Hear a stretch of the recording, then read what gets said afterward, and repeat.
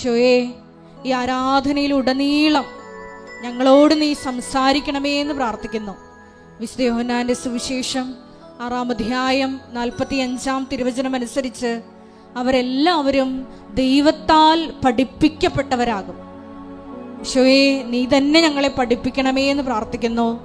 ഉടമ്പടി ജീവിതത്തിൽ ഞങ്ങൾക്ക് വന്നുപോയിട്ടുള്ള കുറവുകളെ പരിഹരിക്കുവാൻ, വീണ്ടും വീണ്ടും വിശുദ്ധിയിൽ മുന്നേറുവാൻ, ഈശോയെ സൂര്യകൃപ കരയേറ്റുവാൻ ഈ ആരാധനയിൽ ഉടനീളം നീ ഞങ്ങളോട് സംസാരിക്കണമേ എന്ന് പ്രാർത്ഥിക്കുന്നു. പരിശുദ്ധ പരമ ദിവ്യ കാരുണ്യത്തിന് നേരവും ആരാധനയും സ്തുതിയും പുകഴ്ചയും ഉണ്ടായിരിക്കട്ടെ.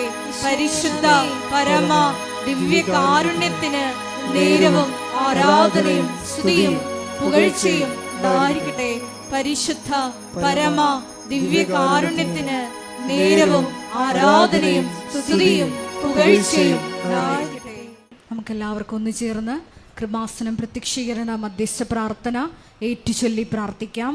അമ്മേ പരിശുദ്ധമ്മേ, അമ്മേ പരിശുദ്ധമ്മേ, ദൈവമാതാവേ, ദൈവമാതാവേ, കൃപാസനത്തിലൂടെ ഞങ്ങൾക്കും ഞങ്ങളുടെ ദേശത്തിനും അമ്മ മധ്യസ്ഥം തേടി തന്ന എല്ലാ അനുഗ്രഹങ്ങൾക്കും കൃപകൾക്കും ഞങ്ങളിപ്പോൾ ഹൃദയം നിറഞ്ഞ നന്ദി പറയുന്നു. സ്തുതിച്ചു പ്രാർത്ഥിക്കാം. ഹല്ലേലൂയ, ഹല്ലേലൂയ, ഹല്ലേലൂയ. നാളിതുവരെ ഞങ്ങൾക്ക് ലഭിച്ച എല്ലാ കൃപകൾക്കും അനുഗ്രഹങ്ങൾക്കും നന്ദി പറയുന്നു. ഹല്ലേലൂയ, ഹല്ലേലൂയ, മഹത്വം, മഹത്വം, ആരാധന, ആരാധന. ഹല്ലേലൂയ, ഹല്ലേലൂയ, ഹല്ലേലൂയ. യേശുവേ നന്ദി, യേശുവേ ആരാധന. ഹല്ലേലൂയ.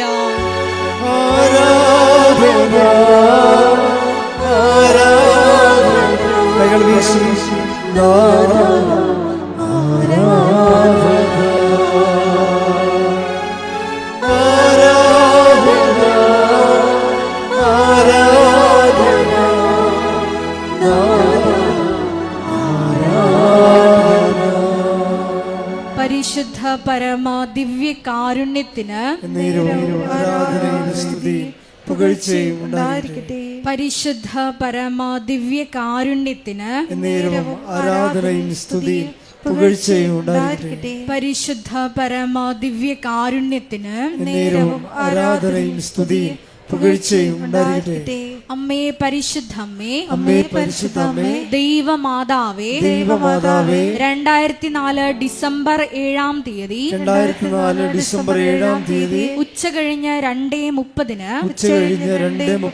കൃപാസനത്തിൽ സംഭവിച്ച അമ്മയുടെ പ്രത്യക്ഷപ്പെടലിനെ കുറിച്ച് തിരുസഭയ്ക്ക് സമർപ്പിച്ചിരിക്കുന്ന പഠനരേഖകളുടെ മേൽ വസ്തുനിഷ്ഠവും ദൈവശാസ്ത്ര വിധി പ്രകാരമുള്ളതുമായ അന്വേഷണ പഠനങ്ങൾ നടത്തി ആ പ്രത്യക്ഷപ്പെടലിലൂടെ പ്രകടമായ ദൈവമാതാവിന്റെ പ്രത്യേക കരുതലും സംരക്ഷണവും വെളിപ്പെടുത്തുന്ന പീഡിതരുടെ ആശ്വാസവും പ്രവാചകന്മാരുടെ രാജ്ഞിയും വാഗ്ദാനത്തിന്റെ പേടകവും പ്രപഞ്ച പ്രകൃതിയുടെ മാതാവുമായ പരിശുദ്ധ അമ്മയുടെ ഭക്തി തിരുസഭയിൽ കൂടുതൽ പ്രചരിച്ച് ജീവിതത്തിന്റെ ദുരിത ദുരന്ത അവസ്ഥകളിൽ അകപ്പെട്ട് കഴിയുന്ന അനേകായിരം മക്കൾക്ക് ദൈവത്തിന്റെ സാന്നിധ്യവും സന്ധിപ്പും കൂടുതൽ അനുഭവിക്കുക വഴി ആത്മീയ വിശുദ്ധിയും ദൈവശക്തിയും കൈവരിക്കുവാൻ ഞങ്ങളുടെ കുടുംബങ്ങളെ ഇടയാക്കണമേ. സ്തുതിച്ചു പ്രാർത്ഥിക്കാം. ഹല്ലേലൂയ, ഹല്ലേലൂയ, ഹല്ലേലൂയ. മരിയൻ ഉടമ്പടി എടുത്ത് പ്രാർത്ഥിക്കുന്ന ഞങ്ങളുടെ കുടുംബങ്ങളെ വിശുദ്ധീകരിക്കണമേ, ശക്തീകരിക്കണമേ, ആത്മാവിൽ വഴി നടത്തണമേ. ഹല്ലേലൂയ, ഹല്ലേലൂയ, മഹത്വം, മഹത്വം, ആരാധന, ആരാധന. ഹല്ലേലൂയ. ആരാധന ആരാധന നാഥ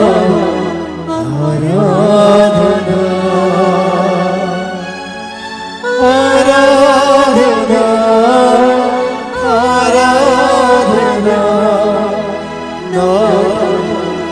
ആരാധന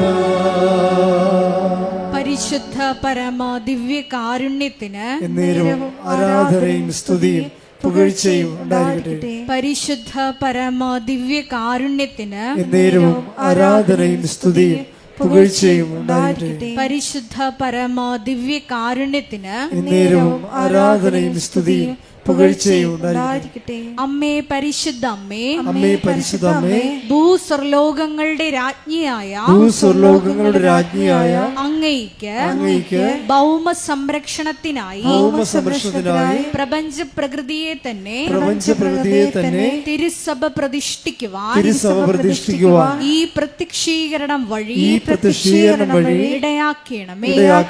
പരിശുദ്ധ അമ്മേ, ജപമാല മാതാവേ, സകല കൃപാസനം പ്രാർത്ഥനകളോടും ചേർത്ത് ഞങ്ങളിപ്പോൾ പ്രാർത്ഥിക്കുന്ന ഈ സമൂഹത്തിന്റെ പ്രത്യേക നിയോഗങ്ങളും മൗനമായിട്ട് നമ്മുടെ വ്യക്തിപരമായ പ്രാർത്ഥന വിഷയങ്ങൾ കൃപാസനത്തിൽ ജീവനോടെ പ്രത്യക്ഷപ്പെട്ട ദൈവമാതാവിന്റെ മധ്യസ്ഥയിൽ ദിവികാരുണ്യ സന്നിധിയിൽ സമർപ്പിച്ച് നമുക്കൊരു നിമിഷം മൗനമായിട്ട് പ്രാർത്ഥിക്കാം.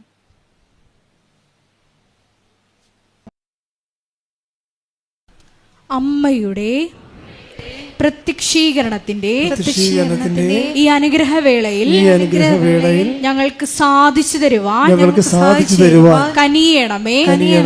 ആമേൻ. കൃപാസന മെയ് മാസ വണക്കം ആരംഭിക്കുകയാണ്. കൃപാസനത്തിലെ 2 പ്രധാനപ്പെട്ട അനുഗ്രഹ മാസങ്ങളാണ് മെയ് മാസവും ഒക്ടോബർ മാസവും. ഒക്ടോബർ മാസത്തെ റാലിയും അതുപോലെ തന്നെ മെയ് മാസത്തെ വണക്കമാസവുമാണ്. വണക്കമാസം നിങ്ങൾക്ക് കുടുംബസമേതം ഏറ്റെടുത്ത് നടത്താവുന്നതാണ്. നിങ്ങളുടെ നിയോഗങ്ങൾക്ക് വേണ്ടി അതിൻ്റെ രസീതുകൾ കൗണ്ടറിൽ നിന്ന് ലഭിക്കുന്നതായിരിക്കും. രണ്ടാമത്തെ അറിയിപ്പ്, കൃപാസനത്തിന് ജോമൽ സിസ്റ്ററിനെ പോലെ ബൗസ് എടുത്ത് സന്യാസവ്രതം സ്വീകരിച്ചുകൊണ്ട് സിസ്റ്റേഴ്സായിട്ട് ജീവിക്കാനും ശുശ്രൂഷിക്കാനും ആഗ്രഹിക്കുന്നവരെ കൃപാസനത്താരെ ജീവനുടെ പ്രത്യക്ഷപ്പെട്ട മാതാവിൻ്റെ തിരുസന്നിധിയിൽ മാതാവിൻ്റെ ശുശ്രൂഷകരായിട്ട് ജീവിതം സമർപ്പിക്കാൻ ആഗ്രഹിക്കുന്നവർക്ക് ഇവിടെ 82 81 29 75 11 ഈ നമ്പറിൽ വിളിച്ചാൽ വിശദവിവരങ്ങൾ അറിയാൻ കഴിയും. ഇത് വാട്സപ്പ് നമ്പറാണ്. മൂന്നാമത്തെ അറിയിപ്പ്, ഇപ്പോൾ നമുക്ക് 6 സിസ്റ്റേഴ്സാണ് ഇവിടെ ഇപ്പോൾ താമസിച്ച് ഇവിടെ ഭഗവാൻ സിസ്റ്റേഴ്സ് ഓരോ കോൺഗ്രിഗേഷനിൽ നിന്ന് വന്നിട്ടുള്ളവരാണ്. അവരിൽ ചിലർ ഈ മാസം പോകും. അവരുടെ ശുശ്രൂഷ 1 കൊല്ലത്തേക്കാണ് അവർക്ക് വന്നിരിക്കുന്നത്. പലരും അത് കഴിഞ്ഞ് അവർ പോവുകയാണ്. സിസ്റ്റർ ജീന ഇപ്പോൾ 2 കൊല്ലമായി നിങ്ങൾക്കറിയാം സാക്ഷ്യം വായിക്കുന്ന സിസ്റ്ററാണ്. സിസ്റ്ററിൻ്റെ ശുശ്രൂഷ സമാപിച്ച് പൂർത്തിയാക്കി ഈ ദിവസങ്ങളിൽ സിസ്റ്റർ പോകുന്ന, സിസ്റ്റർ എൽദോ പോകുന്ന, അപ്പം അങ്ങനെ കുറച്ച് സിസ്റ്റേഴ്സ് ശുശ്രൂഷ അവിടെ തീരുകയാണ്. അപ്പോൾ അവരെല്ലാം സിസ്റ്റർ ജീന നിങ്ങൾക്ക് അറിയാമല്ലോ, സാക്ഷ്യം പറയുന്ന സിസ്റ്റർ കൃപാസന ശുശ്രൂഷയിൽ 3 മാസത്തേക്ക് വന്ന സിസ്റ്ററാണ്. പക്ഷേ മാതാവ് ഇവിടെ പിടിച്ചു നിർത്തി 2.5 കൊല്ലം. സിസ്റ്ററിന് നിങ്ങളെല്ലാവരും പേരിൽ നന്ദി പറയുന്നു. നിങ്ങൾ കൈയടിച്ചുകൊണ്ട് സിസ്റ്റർ എഴുതുക. അതുപോലെ തന്നെ പ്രാർത്ഥനയുടെ ചൈതന്യമുള്ള തപസ്വിനിയായ സിസ്റ്ററാണ്. അവരും വളരെ വലിയ കാര്യത്തിൽ അവരുടെ ഏറ്റവും വലിയ കൂടെ നമുക്ക് വേണ്ടി ഒത്തിരി പ്രാർത്ഥിച്ചു എന്നുള്ളതാണ്. അവരെയും നിങ്ങളെല്ലാവരുടെയും പേരിൽ ഞാൻ നന്ദി പറയുന്നു. സിസ്റ്റേഴ്സിന് ഇനിയും ഇതുപോലെ തന്നെ ലോകത്തിൻ്റെ വ്യത്യസ്തമായ ഭാഗങ്ങളിലെ ബഹുമാനപ്പെട്ട സിസ്റ്റേഴ്സ് 1 കൊല്ലമൊക്കെ എടുത്ത് അവരെ പ്രാർത്ഥിക്കാൻ വേണ്ടി നീക്കിവെക്കുന്നവരുണ്ട്. അവർക്ക് കൃപാസനത്തിൽ വന്നാൽ 1 കൊല്ലം അവർക്ക് പ്രാർത്ഥനാ ജീവിതവും നടക്കും, ശുശ്രൂഷ ജീവിതവും നടക്കും. അപ്പം അതിനുള്ള സംവിധാനവും മഠവും അതുപോലെ കൃപാസനം അടുത്ത് തന്നെ എല്ലാം ക്രമീകരിച്ചിട്ടുണ്ട്. അഭിയുന്ന പിതാവ് കഴിഞ്ഞ പെസഹ വ്യാഴാഴ്ച ഇവിടെ വന്നിട്ട് നമ്മളുടെ കൃപാസനത്തിൻ്റെ ഓപ്പോസിറ്റ് കാണുന്ന നമ്മുടെ മിഷൻ സെൻറ്റർ, അവിടെ ഒരു ചാപ്പലുണ്ട്. അത് പിതാവ് ആശീർവദിച്ച് ഗെയ്ത്തിങ്ക വെച്ചിരിക്കുന്ന രൂപങ്ങളും ആശീർവദിച്ച് തന്നു. അത് ആശീർവദിച്ചതിൻ്റെ കാരണം രൂപത ഇപ്പോഴും നമ്മളുടെ ജൂബിലി മഹാജൂബിലി നടക്കുകയാണ്. കർത്താവിൻ്റെ രക്ഷയുടെ 2025 വർഷം. അപ്പോൾ അതിനോടനുബന്ധിച്ച് കൊണ്ടുള്ള ജൂബിലിക്ക് ഇത് ജൂബിലിയുടെ ആശീർവദിച്ച ചാപ്പല് കൃപാസനം ധ്യാന കേന്ദ്രം അതിന് ദണ്ഡമോചനത്തിനുള്ള വിമോചനത്തിനുള്ള ഒരു സ്ഥലമായി രൂപത മെത്രാൻ പ്രഖ്യാപിച്ചിട്ടുണ്ട്. അപ്പോൾ തീർത്ഥാടകർ വരുന്നവർക്ക് ഇവിടെ കുമ്പസാരിക്കാനും ദണ്ഡവിമോചനം പ്രാപിക്കാനുള്ള അവസരങ്ങളുണ്ട്. അതിൻ്റെത് ആ സമുച്ചയം എന്ന് പറയുന്നത് നമ്മുടെ റോഡിൻ്റെ പടിഞ്ഞാവശത്ത് കാണുന്ന നമ്മളുടെ മിഷൻ സെൻ്ററാണ്. അവിടെയാണ് പിതാവ് തീർത്ഥാടന കേന്ദ്രമായിട്ട് പ്രഖ്യാപിച്ച് ചാപ്പൽ വെഞ്ചരിച്ചിരിക്കുന്നത്. അതിൻ്റെ പേര് കൃപാസനം മിഷൻ സെൻ്റർ എന്നാണ്. നിങ്ങൾ കാണാം, നേരെ പടിഞ്ഞാവശത്ത് കാണുന്നതാണ്. അപ്പോൾ അവിടെ നിങ്ങൾക്ക് തീർത്ഥാടകർ കൂടി വരാവുന്നതാണ്. അപ്പോൾ അവിടെ അങ്ങനെ വരുന്നവർ അവിടെയാണ് വന്നിട്ട് കുമ്പസാരം കഴിഞ്ഞിട്ട് ദൈനംദിന ശുശ്രൂഷയും കഴിഞ്ഞിട്ട് പോകേണ്ടത്. Thank you. കൃപാസനം നേർച്ച പുസ്തകങ്ങളെക്കുറിച്ചുള്ള അറിയിപ്പ് എപ്പോഴും നമ്മൾ ശ്രദ്ധിക്കുക. കൃപാസനത്തിൻ്റെ ഏറ്റവും ദൈവികമായ ചൈതന്യമുള്ളത്, ദൈവികമായ ശുശ്രൂഷ, വിശ്വാസ പ്രയോജനം നേർച്ച വസ്തുക്കളിലാണ്. അപ്പോൾ എന്ത് പറഞ്ഞാൽ കൃപാസനം നേർച്ച വസ്തുക്കൾ എന്ന് പറയുന്നത് 10-12 പ്രാവശ്യം പ്രത്യേക പ്രാർത്ഥന ചൊല്ലി വെഞ്ചരിക്കേണ്ടതാണ്. അത് നമ്മുടെ സ്റ്റോളിലാണ് ലഭിക്കുന്നത്.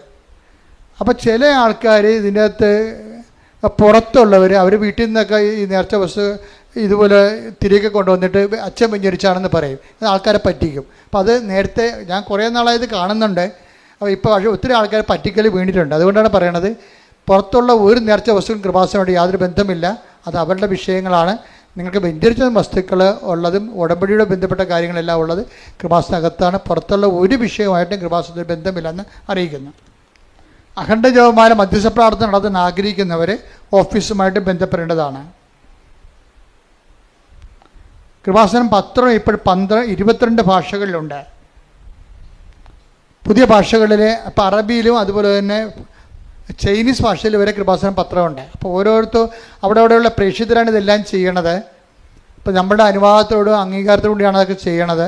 അപ്പോൾ അതുപോലെ നിങ്ങൾക്കും നിങ്ങളുടെ ഏതെങ്കിലും രാജ്യങ്ങൾ ഇപ്പോൾ ഇവിടെ ഇല്ലാത്ത പത്രങ്ങൾ എന്തെങ്കിലും നിങ്ങളുടെ ആ രാജ്യങ്ങളുണ്ടെങ്കിൽ നിങ്ങൾക്ക് അതനുസരിച്ച് പ്രേക്ഷിത വേലയിൽ പങ്കെടുക്കാവുന്നതാണ്. എപ്പോഴും ശ്രദ്ധിക്കേണ്ട വിഷയം, ഉടമ്പടി ധ്യാനം നിങ്ങൾ കൂടാതിരിക്കരുത്. ഇപ്പം ഇന്ന് കൂടിയാൽ വീണ്ടും ഓർക്കേണ്ടി വരുമല്ല. അപ്പം നിങ്ങൾ ഒരിക്കൽ കൂടി ഈ ധ്യാനം ചൊവ്വാഴ്ച അപ്പ് ചെയ്യുമ്പോൾ നിങ്ങളതിൽ കൂടണം. അതുപോലെ തന്നെ എല്ലാ ദിവസവും ഉള്ളത് 10 മിനിറ്റ് 12 മിനിറ്റ് ശുശ്രൂഷ ഉണ്ട്. 5 പേർക്ക് നിങ്ങൾ പ്രത്യക്ഷ പ്രാർത്ഥന അച്ഛൻ നിങ്ങളോട് കൂടെ ചെല്ലണതാണത്. അത് മുടങ്ങിപ്പോകരുത്. പ്രത്യക്ഷ അതിന് ഡെയിലി ബ്രെഡ് എന്നാ പേര്. അത് 3 മിനിറ്റ് പ്രത്യക്ഷ പ്രാർത്ഥന, 3 മിനിറ്റ് അന്നത്തെ നിയോഗ പ്രാർത്ഥന, ഒരു ബാക്കിയുള്ള സമയം 12 മിനിറ്റ് വരെ. എന്നുവെച്ചാൽ ബാക്കിയുള്ള ഒരു 4-5 മിനിറ്റ് 6 മിനിറ്റോളം ചിലപ്പോൾ വരും. അതെല്ലാം അന്നത്തെ സന്ദേശമാണ് നൽകണത്. അത് കൂടുകയും സ്റ്റാറ്റസ് ഇടുകയും ഷെയർ ചെയ്യുകയും ചെയ്യണമെന്ന് പ്രത്യേകം ഓർപ്പിക്കുന്നു. പരിശുദ്ധ പരമദിവ്യകാരുണ്യത്തിന് ആരാധനയും സ്തുതിയും പുകഴ്ചയും ഉണ്ടായിരിക്കട്ടെ. പരിശുദ്ധ പരമദിവ്യകാരുണ്യത്തിന് ആരാധനയും സ്തുതിയും പുകഴ്ചയും ഉണ്ടായിരിക്കട്ടെ. പരിശുദ്ധ പരമദിവ്യകാരുണ്യത്തിന് ആരാധനയും സ്തുതിയും പുകഴ്ചയും ഉണ്ടായിരിക്കട്ടെ. പെട്ടെന്ന് ഫയറാകുന്ന ഉടമ്പടിയുടെ അടിസ്ഥാനപരമായ ഒരു ബിഹേവിയറുണ്ട്.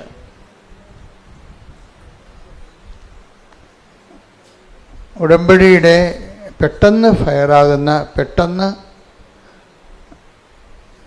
ദീപ്തമാകുന്ന ഉടമ്പടിക്ക്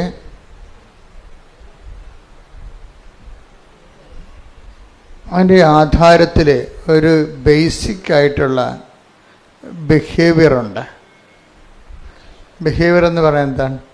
പെരുമാറ്റം.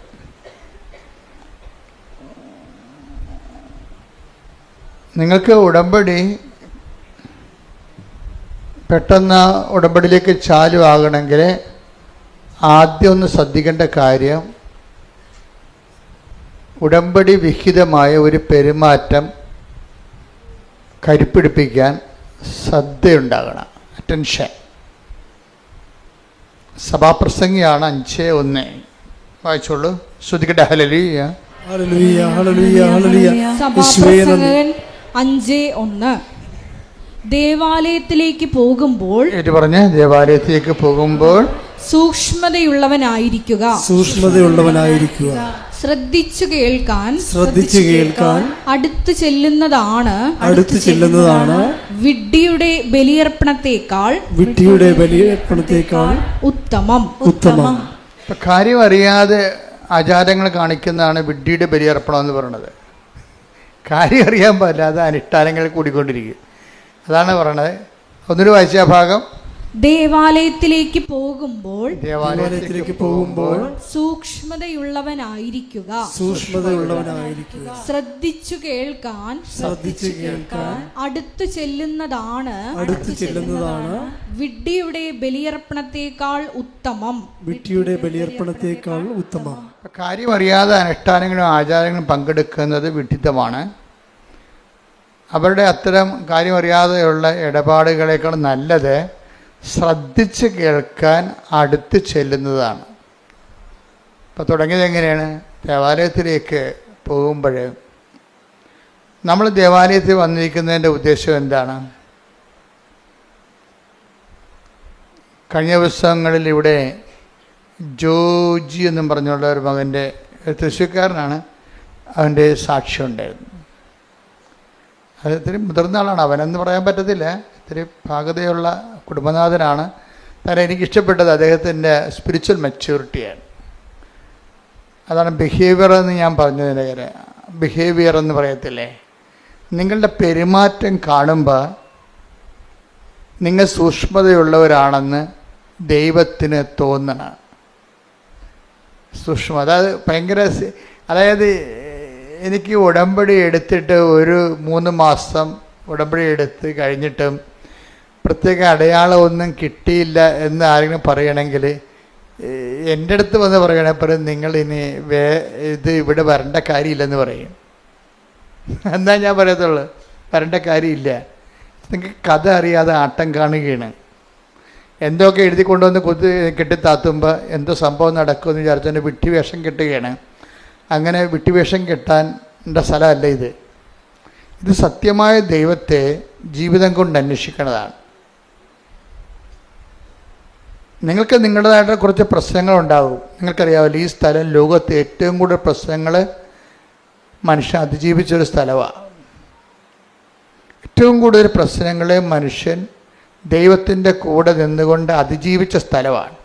അപ്പം അങ്ങനെ ഒരു സ്ഥലത്ത് വരുമ്പോൾ നമുക്ക് ആ ഒരു ബോധമാണ് വേണ്ടത്. ഇപ്പോൾ സഭാപ്രസംഗി 5:1 ദേവാലയത്തിലൂടെ ചെല്ലുമ്പോൾ സൂക്ഷ്മതയുള്ളവനാണെന്ന് പറയുമ്പോൾ ആ സൂക്ഷ്മതയ്ക്കുള്ള അർത്ഥം എന്താണ്? പല അർത്ഥങ്ങളുണ്ട്. ശ്രദ്ധ എന്ന് പറഞ്ഞ അർത്ഥമാണ് അറ്റൻഷൻ. അതിൻ്റെ കൂടെ ഉള്ളൊരു വ്യാഖ്യാനമായിട്ട് വരുന്നുണ്ട്. അതായത് വിഡ്ഢിയുടെ ബലിയർപ്പണത്തെക്കാളും കാര്യങ്ങൾ അറിയാതെ അഭ്യാസം കാണിക്കുന്നവരുടെ ആചാര അനുഷ്ഠാനങ്ങളെക്കാളും നല്ലത് ശ്രദ്ധിച്ച് കേൾക്കാൻ അടുത്ത് ചെല്ലണതാണ്. പറയുന്ന കാര്യങ്ങളെല്ലാം ശ്രദ്ധിക്കണം, അത് കേൾക്കണം. അത് കേട്ടാൽ മാത്രം പോരാ, അതിൽ നടപ്പിൽ വരുത്തണം. നമ്മൾ കേൾക്കണത് എന്തിനു വേണ്ടിയാണ്? ആ കാര്യം എക്സിക്യൂട്ട് ചെയ്യാനാണ്, നടപ്പിൽ വരുത്താനാണ്. ഞാനെന്താ ഇങ്ങനെ പറയണമെന്ന് വെച്ച് കഴിഞ്ഞാൽ, ഇപ്പോൾ ഇന്നലെ ഒരു വലിയമ്മച്ചി ഇവിടെ അച്ഛനെ കാണാൻ വന്നിട്ട് കൂട്ടത്തിലുണ്ടായിരുന്നു. ഞാനോട് പറഞ്ഞ് നിങ്ങളുടെ ഉടമ്പടി ഓക്കെ അല്ലെന്ന് പറഞ്ഞ്. എന്ന് വെച്ച് കഴിഞ്ഞാൽ അതൊരു എന്താണ്, എല്ലാവരും വന്ന് ഉടമ്പടി ചെയ്യുന്നു, അതനുസരിച്ചൊക്കെ അവർക്ക് പ്രാർത്ഥിക്കുകയൊക്കെ ചെയ്യുന്നുണ്ട്, തിരിയൊക്കെ കത്തിക്കുന്നുണ്ട്, രോഗികളൊക്കെ പോയി കാണുന്നുണ്ട്, അങ്ങനെ പത്രമൊക്കെ കൊടുക്കുന്നുണ്ട്, അതൊക്കെ ചെയ്യുന്നുണ്ട്.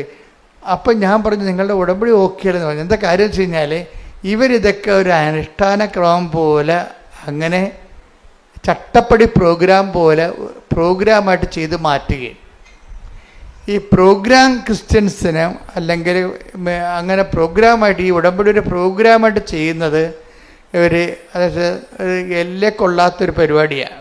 അത് തൊലിപ്പുറത്തുള്ള പരിപാടിയാണ്. നമ്മളോട് എന്ത് പറഞ്ഞിരിക്കുന്നു അതിൻ്റെ പകുതി ചെയ്യും. ഇവിടുന്ന് എന്താണ് പറയണത് അതിൻ്റെ അതെങ്ങനെ കുറക്കാവുന്ന ആൾക്കാർ നോക്കത്തുള്ളൂ അല്ലേ.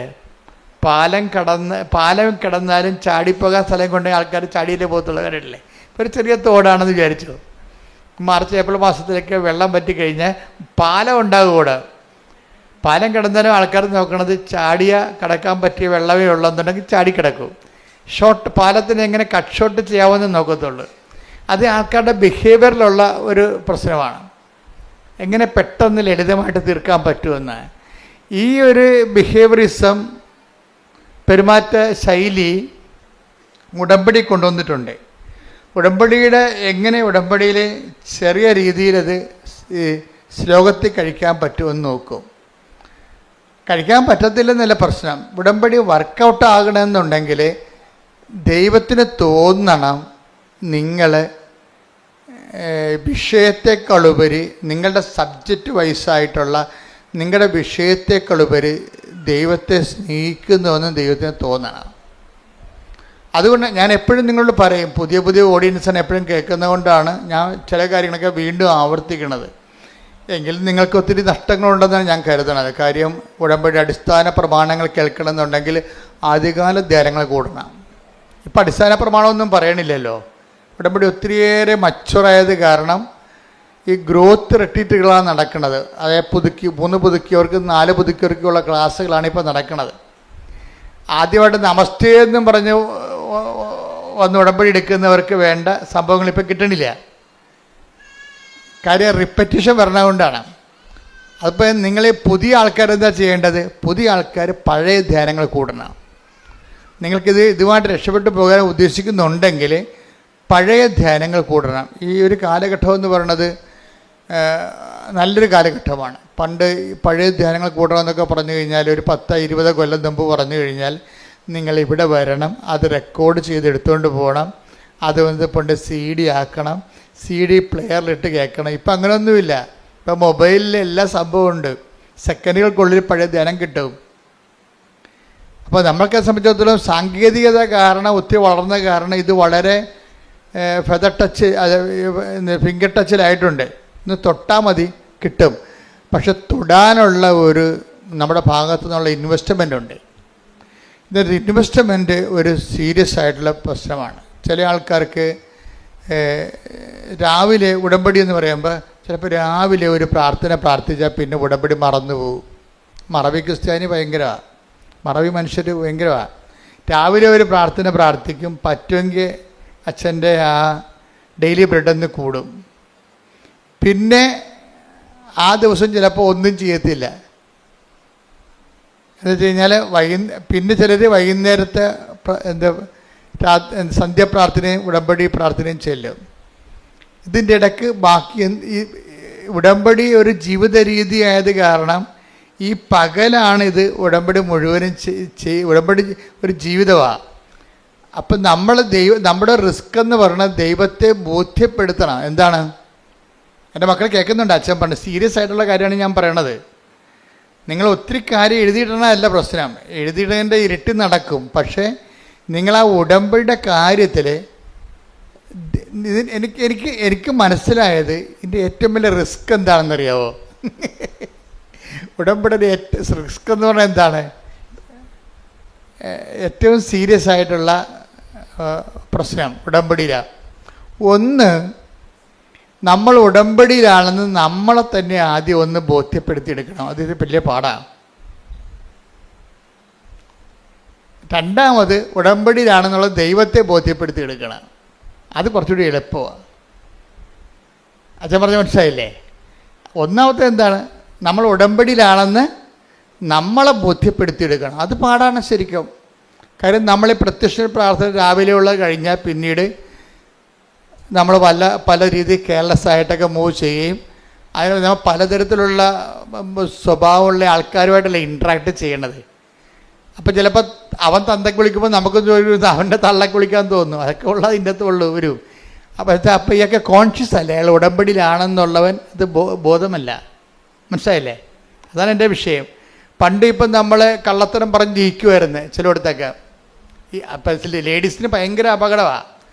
ലേഡീസിനുള്ള പ്രശ്നം വെച്ച് കഴിഞ്ഞാൽ, ഞാൻ ഇത്രയും നാൾ നിങ്ങൾ ലേഡീസാണെന്ന് പറഞ്ഞു കഴിഞ്ഞാൽ അച്ഛൻ അങ്ങനെ കുറ്റപ്പെടുത്തുന്ന പറയരുത്. പക്ഷെ നിങ്ങളുടെ രക്തത്തിലുള്ള സാധനം ഒരു സാധനം പുരുഷന്മാർക്ക് ഉണ്ടത്, പക്ഷെ ലേഡീസിന് കൂടുതലാണ്. നിങ്ങൾ നിങ്ങളുടെ ഭാഗം കറക്റ്റാണെന്ന് പറയാൻ വേണ്ടി കള്ളത്തരങ്ങൾ പറയും നിങ്ങൾ. എന്നിട്ട് നിങ്ങൾ പറഞ്ഞ് ജയിക്കാൻ വേണ്ടി തരികിട കാര്യങ്ങൾ പറയും. അപ്പോൾ നിങ്ങൾ ഉടമ്പടി ബ്രേക്കായില്ലേ? അപ്പം തന്നെ നിങ്ങൾ പറയുന്ന കാര്യങ്ങൾ, ഇപ്പം നിങ്ങൾ നാത്തുനുമായിട്ട് ഒരു വഴക്ക് ഒരു സംസാരം ഉണ്ടായി, ഇത് നിങ്ങൾ സ്റ്റാൻഡ് എടുത്ത്, അപ്പോൾ മറ്റുള്ളവർ കൂടെ നിൽപ്പുണ്ടെങ്കിൽ നിങ്ങളുടെ സ്റ്റാൻഡ് പൊട്ടയാണെന്ന് കാണുകയാണെങ്കിൽ അവർ നിങ്ങൾക്ക് ഷെയിമായത് കാരണം നിങ്ങൾ കള്ളത്തരങ്ങൾ പറയും. കള്ളത്തരങ്ങൾ പറഞ്ഞ് പൊലിപ്പിച്ച് പറയും, പെരുപ്പിച്ച് പറയും, സത്യവിരുദ്ധമാക്കും. കാര്യം ഒരു വിഷയത്തിൻ്റെ സത്യമുണ്ട്, പിന്നെ ആ സത്യത്തിൻ്റെ പൊലിവ് രൂപങ്ങളുണ്ട്, സത്യത്തിൻ്റെ പൊലിപ്പിച്ച രൂപങ്ങൾ വെച്ച് കഴിഞ്ഞാൽ അതിങ്ങനെ വെച്ച് കെട്ടി പറയും. ഏച്ച് കെട്ടിക്കഴിഞ്ഞാൽ മുഴച്ചിരിക്കും. അപ്പോൾ എപ്പോഴും ഇതിൻ്റെ അത് വരുന്ന വിഷയം സത്യത്തിൻ്റെ പൊലിവ് രൂപങ്ങൾ, അത് നുണയാണ് ശരിക്കും പറഞ്ഞാൽ. മനസ്സിലായില്ലേ? ഇല്ലാത്ത കാര്യം നമ്മുടെ സ്റ്റാൻഡ് ക്ലിയർ ചെയ്യാൻ വേണ്ടി ഉണ്ടാക്കി വലിപ്പത്തിൽ പറയും. അതെല്ലാം ലേഡീസിന് കുറേ പ്രശ്നങ്ങളുള്ളതാണ് ഇതിൻ്റെ അകത്ത്. നമ്മളറിയാതെ പോവുകയാണ് ശരിക്കും പറഞ്ഞാൽ. നമ്മളിങ്ങനെ ചെയ്യുമ്പോൾ തന്നെ സത്യം ബ്രേക്ക് ഡൗൺ ആകുന്നുണ്ടെന്നും അപ്പോൾ നമ്മൾ ഉടമ്പടി ബ്രേക്ക് ചെയ്യുന്നതുകൊണ്ട് നമുക്കറിയത്തില്ല. അപ്പം അതുകൊണ്ട് ആദ്യത്തെ റിസ്ക് എന്ന് പറഞ്ഞാൽ എന്താണ്? നമ്മൾ ഉടമ്പടിയിലാണെന്ന് നമ്മളെ തന്നെ ബോധ്യപ്പെടുത്തി എടുക്കുന്നതാണ് ആദ്യത്തെ റിസ്ക്. അത് ഒരു നല്ല പരിശീലനത്തിലൂടെ ഉണ്ടാകത്തുള്ളൂ. നല്ല പരിശീലനത്തിലൂടെ, അതായത് ഉടമ്പടി ഒരു ബോധമാണ് ശരിക്കും ആദ്യമേ. അതുകൊണ്ടാണ് സഭാപ്രസംഗി 5:1 പറയുന്നത് എന്താണ്? ദേവാലയത്തിലേക്ക് ചെല്ലുമ്പോൾ ദേവാലയത്തിലേക്ക് ചെല്ലുമ്പോൾ നീ സൂക്ഷ്മതയുള്ളവനാവുക. അതൊരു ബോധമാണ്, കോൺഷ്യസ് ആണ്. ഇപ്പം പുതിയ ഉടമ്പടിക്കാരായാലും പുതുക്കിയ ഉടമ്പടിക്കാരായാലും എപ്പോഴും ഒരു കോൺഷ്യസ് ഫോം ചെയ്യണം. ഈ കോൺഷ്യസ് ഫോം ചെയ്യാൻ വേണ്ടിയാണ് ഉടമ്പടി കാശുരൂപം നെഞ്ചത്ത് കെട്ടി തന്നിരിക്കുന്നത്. പിടികിട്ടിയ? ഇനി കുറേ നേർച്ച വസ്തുക്കളുണ്ട് ഇതിൻ്റെ അകത്ത്. ഈ നേർച്ച വസ്തുക്കളുടെ എല്ലാ ഉപയോഗവും ഇതിലെ ഒരു കാരണം നിങ്ങൾ ഉടമ്പടിയിലാണെന്നുള്ള കാര്യം നിങ്ങളെ തന്നെ ബോധ്യപ്പെടുത്തിയെടുക്കേണ്ടതാണ്. അത് വിശ്വാസ പ്രയോഗത്തിനുള്ളതാണ് എല്ലാം. ഈ സംഭവങ്ങളെല്ലാം വളരെ ചിട്ടയായിട്ടും അടുക്കായിട്ടും ഭംഗിയായിട്ടും ചെയ്യുന്ന ഒത്തിരി പേരുണ്ട്. അവരുടെ സാക്ഷ്യങ്ങൾ കേൾക്കുമ്പോൾ നമ്മൾ ഞെട്ടുന്നതിൻ്റെ കാര്യം അതാ. കാര്യം ഉടമ്പടിയെ സംബന്ധിച്ചിടത്തോളം ഞാൻ എപ്പോഴും പറയും പക്കാ ഫോർമുലയാണെന്ന് പറയും. അതെന്താ? ഞാൻ അച്ഛനായിട്ട് 40ഓളം കൊല്ലമായല്ലോ. ഇത്രയും നാൾ പഠിക്കണ കാലത്ത് കൃത്യമായിട്ട് 10 കൊല്ലം കൃത്യമായിട്ട് പഠിച്ചിട്ടുണ്ട്. ഇന്നും പഠനം ഞാൻ നിർത്തിയിട്ടില്ല. ഒരു കാലത്തും ഞാൻ പഠനം നിർത്തിയിട്ടില്ല. എൻ്റെ മുറി മുഴുവൻ ബുക്കുകളാണ്. ലൈബ്രറി വേറെ ഉണ്ടാക്കി വെച്ചിട്ടുണ്ട് ഇവിടെ. എന്നിട്ട് ആയിരക്കണക്കിന് രൂപയുടെ പുസ്തകങ്ങൾ എല്ലാ കൊല്ലവും മേടിച്ചു കൂട്ടുകയും ചെയ്യും. പുതിയ പുതിയ കാര്യങ്ങൾ വരുമ്പോഴും പഠനങ്ങൾ വരുമ്പോഴും അതെല്ലാം ശ്രദ്ധിക്കുകയും അപ്ഡേഷൻ നടത്തുകയും ചെയ്യും. അതിങ്ങനെ മുഴുവൻ നിങ്ങൾക്കിങ്ങനെ കൊട്ടതങ്ങ പോലെ ഞാൻ എഴുതി പൂളി തരത്തില്ല. അതിനെ അസിമുലേറ്റ് ചെയ്തിട്ട് അതിൻ്റെ സത്യാവശങ്ങൾ പരിശോധിക്കും. അപ്പോൾ ഒരു നിരന്തര പഠനത്തിലാണ്. ഈ ഒരു തീഷ്ണത നിങ്ങളുടെ ഭാഗത്തുനിന്ന് ഉണ്ടാകണം. ഉടമ്പടിയിലൂടെ നിങ്ങൾ ജീവിക്കുകയും പഠിക്കുകയും ചെയ്യാൻ. നിങ്ങളെ പലരും എടുക്കുന്നത് ഡിസ്പോസിബിൾ ഉടമ്പടിയാണ് എടുക്കുന്നത്. ഡിസ്പോസിബിൾ ഉടമ്പടിയിൽ ഡിസ്പോസിബിൾ ഗ്ലാസ് ഇല്ലേ? ഇപ്പം നിരോധിച്ചിട്ടുണ്ട് ഗവൺമെൻറ് അല്ലേ? ഇപ്പം നിരോധിച്ച ഡിസ്പോസിബിൾ ഗ്ലാസ്. അത് കാപ്പി കുടിച്ചിട്ട് ഗ്ലാസ് എടുത്ത് എറിഞ്ഞ് ഡിസ്പോസ് ചെയ്ത് കളയും. അത് പല ആൾക്കാരും വഴിയിലാണ് കളയുന്നത്. ഇതുപോലെ തന്നെ ഡിസ്പോസിബിൾ ഉടമ്പടി എടുത്തിട്ടുണ്ട് കുറേ ആൾക്കാർ. എന്ന് വെച്ച് കഴിഞ്ഞാൽ അതിൻ്റെ അകത്ത് നിങ്ങളുടെ IELTS മറ്റേ PR മാത്രം എടുത്തിട്ട് ഉടമ്പടി കളയും. ഡിസ്പോസിബിൾ ഉടമ്പടി പുതിയ അങ്ങനെ കുറേ അവതാരങ്ങളുണ്ട്. ഭയങ്കര മുതലുകളല്ല വന്നത്, ഉടമ്പടി എടുക്കാൻ വരുന്നതല്ലേ. എന്നുവെച്ചാൽ ഡിസ്പോസിബിൾ ഉടമ്പടി എന്ന് വെച്ച് കഴിഞ്ഞാൽ അവർക്ക് ആവശ്യമായ അവിടെ ഇപ്പം പരീക്ഷ റിസൾട്ട് വരാൻ പോകുന്നു.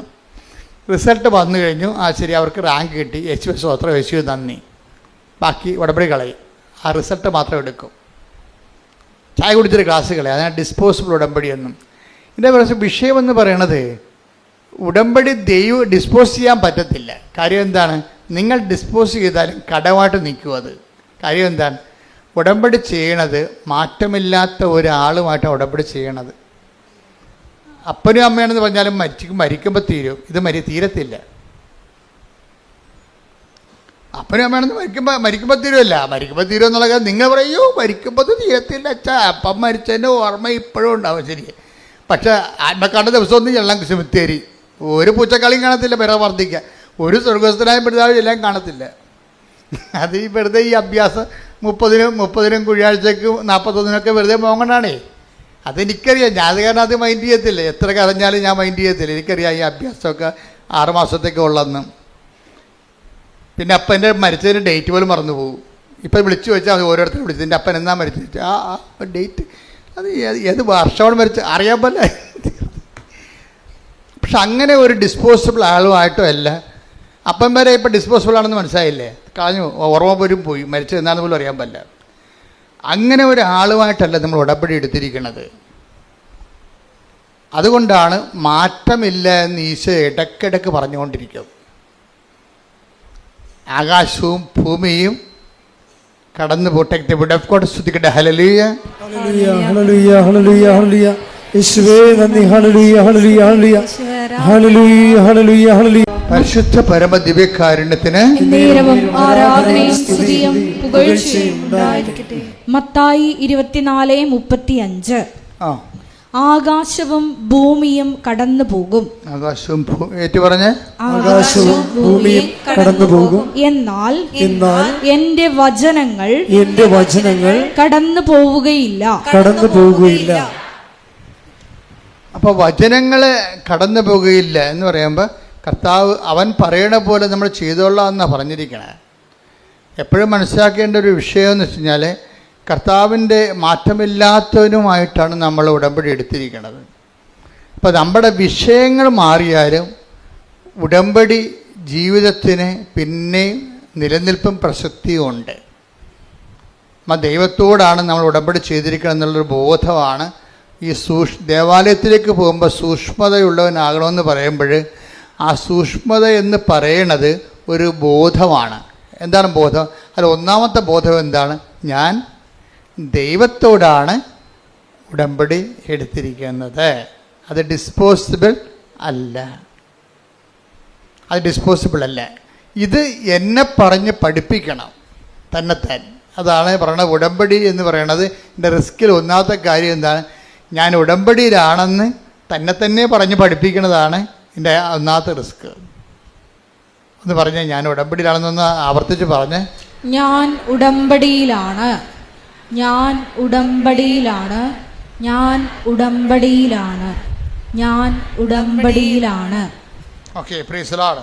Price the Lord. അപ്പോൾ ഇത് ഇടയ്ക്ക് എല്ലാ ദിവസവും ഒന്ന് പറയണത് നല്ലതായിരിക്കും കേട്ടോ. പ്രത്യേകിച്ച് നിങ്ങൾ കാത്തലിക്സ് കുമ്പസാരിക്കുമ്പോൾ എവിടെയാണ് ഈ ഉടമ്പടി ദിവസങ്ങളിൽ കാര്യം ഒരു അവിശുദ്ധമായൊരു വ്യക്തിയുമായിട്ട് ദൈവത്തിന് ഉടമ്പടി നിലനിൽക്കാൻ പാടായിരിക്കും. മനസ്സിലായില്ലേ? അതുകൊണ്ടാണ് എബ്രാഹത്തിനോട് പറഞ്ഞത്. എന്താണ് എബ്രാഹത്തിനോട് എന്താ ദൈവം പറഞ്ഞേ? അതാ പഴയ ധ്യാനത്തിൽ നിന്ന് എടുത്ത് പറയണേ കേട്ടോ. അത് പറഞ്ഞെടുത്ത് 17:1 എടുത്ത് ശ്രുതികട്ടെ. ഹല്ലേലൂയ. ഉൽപ്പത്തി 17:1. ഉൽപ്പത്തി 17:1. അബ്രാമിന് 99 വയസ്സായപ്പോൾ കർത്താവ് പ്രത്യക്ഷപ്പെട്ട് അവനോട് അരുൾ ചെയ്തു, സർവശക്തനായ ദൈവമാണ് ഞാൻ, എന്റെ മുമ്പിൽ വ്യാപരിക്കുക, കുറ്റമറ്റവനായി വർത്തിക്കുക. Praise the Lord. അതായത് ബൈബിളിൻ്റെ ഒരു പ്രശ്നം എന്ന് പറയണത് ഈ മനുഷ്യനെ നിരായുധീകരിക്കും. അതാണ് ഒരു പ്രശ്നം. ബൈബിളിൻ്റെ ഏറ്റവും രൂക്ഷമായ ഒരു പ്രശ്നമാണത്. നിരായുധീകരിക്കുമ്പോൾ എന്നാ പറ്റുക കഴിഞ്ഞാൽ ആയുധം കൊണ്ടുള്ള കളികളെല്ലാം ദൈവത്തിൻ്റെ ഭാഗത്തേക്ക് നമുക്ക് കൈമാറും. ഇത് അറിഞ്ഞിട്ട് വേണം ബൈബിളുമായിട്ട് ജീവിക്കാൻ തുടങ്ങാൻ. എന്ന് വെച്ച് കഴിഞ്ഞാൽ ചില സമയത്ത് ആയുധം വെച്ചുള്ള കളികളുണ്ടാകുമല്ലോ ജീവിതത്തിലൊക്കെ. അതിർത്തി തർക്കം, അടിപിടി, ആക്രമണമൊക്കെ ഉണ്ടായത്. ഇങ്ങനെയുള്ള ചില ബലപരീക്ഷണങ്ങളൊക്കെ ജീവിതത്തിൽ വരും. ഇപ്പം ഞങ്ങളൊക്കെ ഇവിടം വരെ ഈ ശുശ്രൂഷ വരെ എത്തുമ്പോൾ എന്താ, അതിനുള്ളിൽ ബലപരീക്ഷണങ്ങളുടെ ഒത്തിരിയേറെ ചാൻസുകളുണ്ടാവും. നമ്മളെന്നാ ചെയ്യും? ഈ ബലപരീക്ഷണങ്ങളെ നാട്ടുകാരെ പോലെ കിടന്നുകൊണ്ട് ബഹളം ഉണ്ടാക്കാനോ അടിപിടി ഉണ്ടാക്കാനോ നിൽക്കുക ഇല്ല. ആ ഫയല് മാതാവ് വഴി ഈശോയ്ക്ക് അങ്ങോട്ട് കൈമാറും. ഞങ്ങൾക്കറിയാം ഇതൊക്കെ ഒപ്പിടുമെന്ന്. കാര്യം ഇവരെ ഏൽപ്പിച്ചിരിക്കുന്നത് ബലപരീക്ഷണത്തിനാണ്. സാത്താൻ്റെ തല തകർക്കാൻ വേണ്ടി ദൈവം സൃഷ്ടിച്ച സംഭവമാണ്. പക്ഷേ എന്താ പ്രശ്നം, നിങ്ങൾക്ക് അമ്മാത്തു നിന്ന് ഇറങ്ങുകയും ചെയ്ത് ഭാര്യത്ത് എത്തിയില്ലെന്നുള്ള അവസ്ഥയാണ് പലരുടേത്. അതിപ്പോൾ ഒരു പഴഞ്ചൊല്ലാണ്. അമ്മയുടെ വീട്ടിൽ നിന്ന് പഠിക്കുകയായിരുന്നു, അവിടെ നിന്ന് ഇറങ്ങി ഭാര്യത്ത് അപ്പൻ്റെ വീട്ടിൽ എത്തിയില്ല, നടക്കു നിൽക്കുക. ലോകത്തു നിന്നൊക്കെ പോന്ന്, പക്ഷെ ദൈവത്തിൻ്റെ അടുത്ത് എത്തിയില്ല. ഇവിടെ ചില ആൾക്കാരുടെ പ്രശ്നം അതാണ്. ലോകത്തുനിന്ന് പോന്ന്. ഇതിനകത്ത് വരുന്ന വിഷയം എന്ന് പറയണത് ഇങ്ങനെ നടുക്ക് നിർത്തി അവിടെ ദൈവവും ഇല്ല പിശാചും ഇല്ലാത്തൊരവസ്ഥ വരും. അങ്ങനെ നമുക്ക് ഉടമ്പടി മുന്നോട്ട് പോകാൻ പറ്റത്തില്ല. ഉടമ്പടിയെ സംബന്ധിച്ചിടത്തോളം നമ്മളൊരു ഉടമ്പടി എപ്പോഴും ഒരു നിലപാട് ജീവിതമാണ്. ദൈവത്തിൻ്റെ കൂടെയാണെങ്കിൽ ദൈവത്തിൻ്റെ കൂടെ തന്നെ. അപ്പം നമ്മളെന്താണ് ചെയ്യണത്? നമ്മളെപ്പോഴും വിജിലൻ്റ് ആയിരിക്കും. എന്താണ്? ഞങ്ങളെ പ്രലോഭനത്തിൽ ഉൾപ്പെടുത്തരുത്, പണിയുണ്ടാക്കരുത് എന്നതിൻ്റെ അർത്ഥം. കർത്താവ് പഠിപ്പിച്ച പ്രാർത്ഥനയാണ്. ദൈവത്തിൻ്റെ പക്ഷം ചേരാൻ പത്രോസിന് വാളെടുക്കാനുള്ള അവസരങ്ങൾ ഉണ്ടായിരുന്നു. പത്രോസ് വാളെടുക്കുകയും ചെയ്ത്. അത് കർത്താവിനെ തന്നെ രക്ഷിക്കാൻ വേണ്ടിയാണ് വാളെടുത്തത്. പക്ഷെ കർത്താവ് പറഞ്ഞ് അങ്ങനെ നീ വാളെടുത്ത് എന്നെ രക്ഷിക്കണ്ട എന്ന് പറഞ്ഞ്. അതാണ് സംഭവം. ഇപ്പം വാൾ ഉറയിലിട്ടിട്ട് അവൻ മാറി നിന്ന് അത് പറഞ്ഞ് ഇപ്പം പിതാവിൻ്റെ സമയമാണ് എന്ന് പറയും. ഇപ്പം നീ എന്നെ ഇങ്ങനെ രക്ഷിച്ചിട്ടും വലിയ കാര്യമില്ല, ഇപ്പം ഇത് ക്ലേശങ്ങളുടെ സമയമാണ്. അപ്പോൾ ഈശോ എന്താ പ്രാർത്ഥിക്കണത്? പിതാവേ, അങ്ങേ പുത്രനെ മഹത്വപ്പെടുത്തണമേ. അതാണ് വിഷയം. അതിനെല്ലാം സമീപനങ്ങളുണ്ട്. സുവിശേഷം കരുത്താർന്നൊരു സമീപനമാണ്. നമ്മളെ വിശുദ്ധിയോടെ തുടരുകയും ചെയ്യണം, അതേസമയം തന്നെ പ്രലോഭനങ്ങളെ അതിജീവിക്കണം. അതേസമയം നമുക്കെതിരെ വരുന്ന ബലപരീക്ഷണങ്ങൾക്ക് ദൈവത്തെ കക്ഷി ചേർക്കുകയും ചെയ്യണം. വളരെ തന്ത്രപരമായൊരു ജീവിതമാണിത്. തന്ത്രപരമായ ജീവിതമാണ്. അത് യേശു ജീവിച്ച് തീർത്ത ഒരു ജീവിതമാണ്. യേശു ജീവിച്ച് തീർത്തൊരു ജീവിതം. ഇതിന് നമുക്ക് മൊത്തം അനുകരിക്കാൻ പറ്റുമോ എന്ന് ചോദിച്ചു കഴിഞ്ഞാൽ നമുക്ക് ഓരോ മനുഷ്യനും അതിൻ്റേതായിട്ടുള്ള പരിമിതികളുണ്ടെങ്കിലും നമ്മുടെ ഭാഗത്തുനിന്ന് ഒരു സുവിശേഷ വിഹിതമായി ജീവിക്കണം എന്നുള്ള ബോധം ഉണ്ടാകണം. അപ്പം അങ്ങനെ നീ സുവിശേഷ വിഹിതമായി ജീവിക്കണം എന്ന് ഇപ്പം നിൻ്റെ ഉടമ്പടിയിലെ ഉദ്ദേശം നിൻ്റെ കടങ്ങൾ മാറണമെന്നല്ലേ, അല്ലെങ്കിൽ കച്ചവടം നടക്കണമെന്നാണ് ഉദ്ദേശം, അല്ലെങ്കിൽ കടങ്ങൾ മാറണം. ഇപ്പം ഈ ജോർജിയുടെ സാക്ഷി എന്താണെന്നറിയാവോ? ജോർജിയുടെ ഒന്നാമത്തെ വിഷയം എന്ന് വെച്ചാൽ ജോർജി ഒരു ഹോൾസെയിൽ കട നടത്തിക്കൊണ്ടിരിക്കുകയാണ്, വാടക നടത്തിക്കൊണ്ടിരിക്കുകയാണ്. 15 ലക്ഷം രൂപയുടെ സാധനം അതിൻ്റെ അകത്തുണ്ട്. 15 ലക്ഷം രൂപയുടെ സാധനം അതിൻ്റെ അകത്തുണ്ട്. പക്ഷെ പെട്ടെന്നൊരു പ്രശ്നം ഉണ്ടായി. എന്താ പ്രശ്നം ഉണ്ടായത്? എല്ലാ കടക്കാർക്കും ഉണ്ടായിക്കോണം ആ പ്രശ്നം. കാര്യം കടകളും അതുപോലെയുള്ള വിഷയങ്ങളുമെല്ലാം ലോകത്ത് ഭയങ്കരമായിട്ടുള്ള ഗതിവ്യതിയാനങ്ങൾ ഉണ്ടാകണില്ലേ? ഇപ്പം മലേഷ്യൻ റബ്ബർ ഇവിടെ ഇറക്കുമതി ചെയ്യാൻ ഗവൺമെൻറ് ഒപ്പിട്ട് കൊടുത്ത്. അപ്പോൾ എന്ത് പറ്റി? നാട്ടിലെ റബ്ബറൊക്കെ ഇരിപ്പായി പോയില്ലേ? വില കുറഞ്ഞു. അതല്ലേ പ്രശ്നം. ഇപ്പം റബ്ബർ കർഷകൻ എന്ത് ചെയ്യാണ്? വെട്ടുകാരുടെ വില കൂടിയപ്പോൾ എന്നാ പറ്റി? ഉടയക്കാരൻ തന്നെ വെട്ടാൻ തുടങ്ങും. വെളുപ്പിന് എഴുന്നേറ്റ് 3 മണിക്ക് പോയി. അല്ലെങ്കിൽ ഒന്നും മുതലാകണില്ലേ? 80 ഷീറ്റിൻ്റെ റബ്ബർ മരങ്ങളുണ്ട്. പക്ഷേ വേറെ ആരെക്കൊണ്ട് വെട്ടിച്ച് കഴിഞ്ഞാൽ ഇതിൽ കിട്ടുന്ന മീതിയും കൊണ്ട് അവൻ പോവും. അപ്പോൾ എന്ത് ചെയ്യും? ഉടയക്കാരൻ തന്നെ വെട്ടാൻ തുടങ്ങും. അപ്പോൾ ഇങ്ങനെ ഓരോരോ സമയത്തും നമുക്ക് നമ്മളുടെ തൊഴിലിനും വരുമാനത്തിനുമൊക്കെ പുതിയ വെല്ലുവിളികളുണ്ടാവും. ആ വെല്ലുവിളികളിലെല്ലാം ഉടമ്പടിയിൽ അതിൻ്റെ പ്രൊവിഷൻസ് ഉണ്ട്. എന്താ കാര്യം? ചില വെല്ലുവിളികൾ നമ്മുടെ നിലവിലുള്ള പവർ കൊണ്ട് കൈകാര്യം ചെയ്യാൻ പറ്റാതെ വരും. അത് ഇപ്പോഴല്ല, പണ്ട് മുതലേ ദൈവത്തിന് അറിയാവുന്ന ഒരു ദൈവം അറിഞ്ഞിട്ട് അതിന് സമാധാനം കണ്ടുപിടിച്ചിട്ടുണ്ട്. ചില വെല്ലുവിളികൾ നമ്മളുടെ പവർ കൊണ്ട് തന്നെ നമ്മൾക്ക് അതിനെ പ്രതിരോധിക്കാൻ പറ്റാതെ വരും.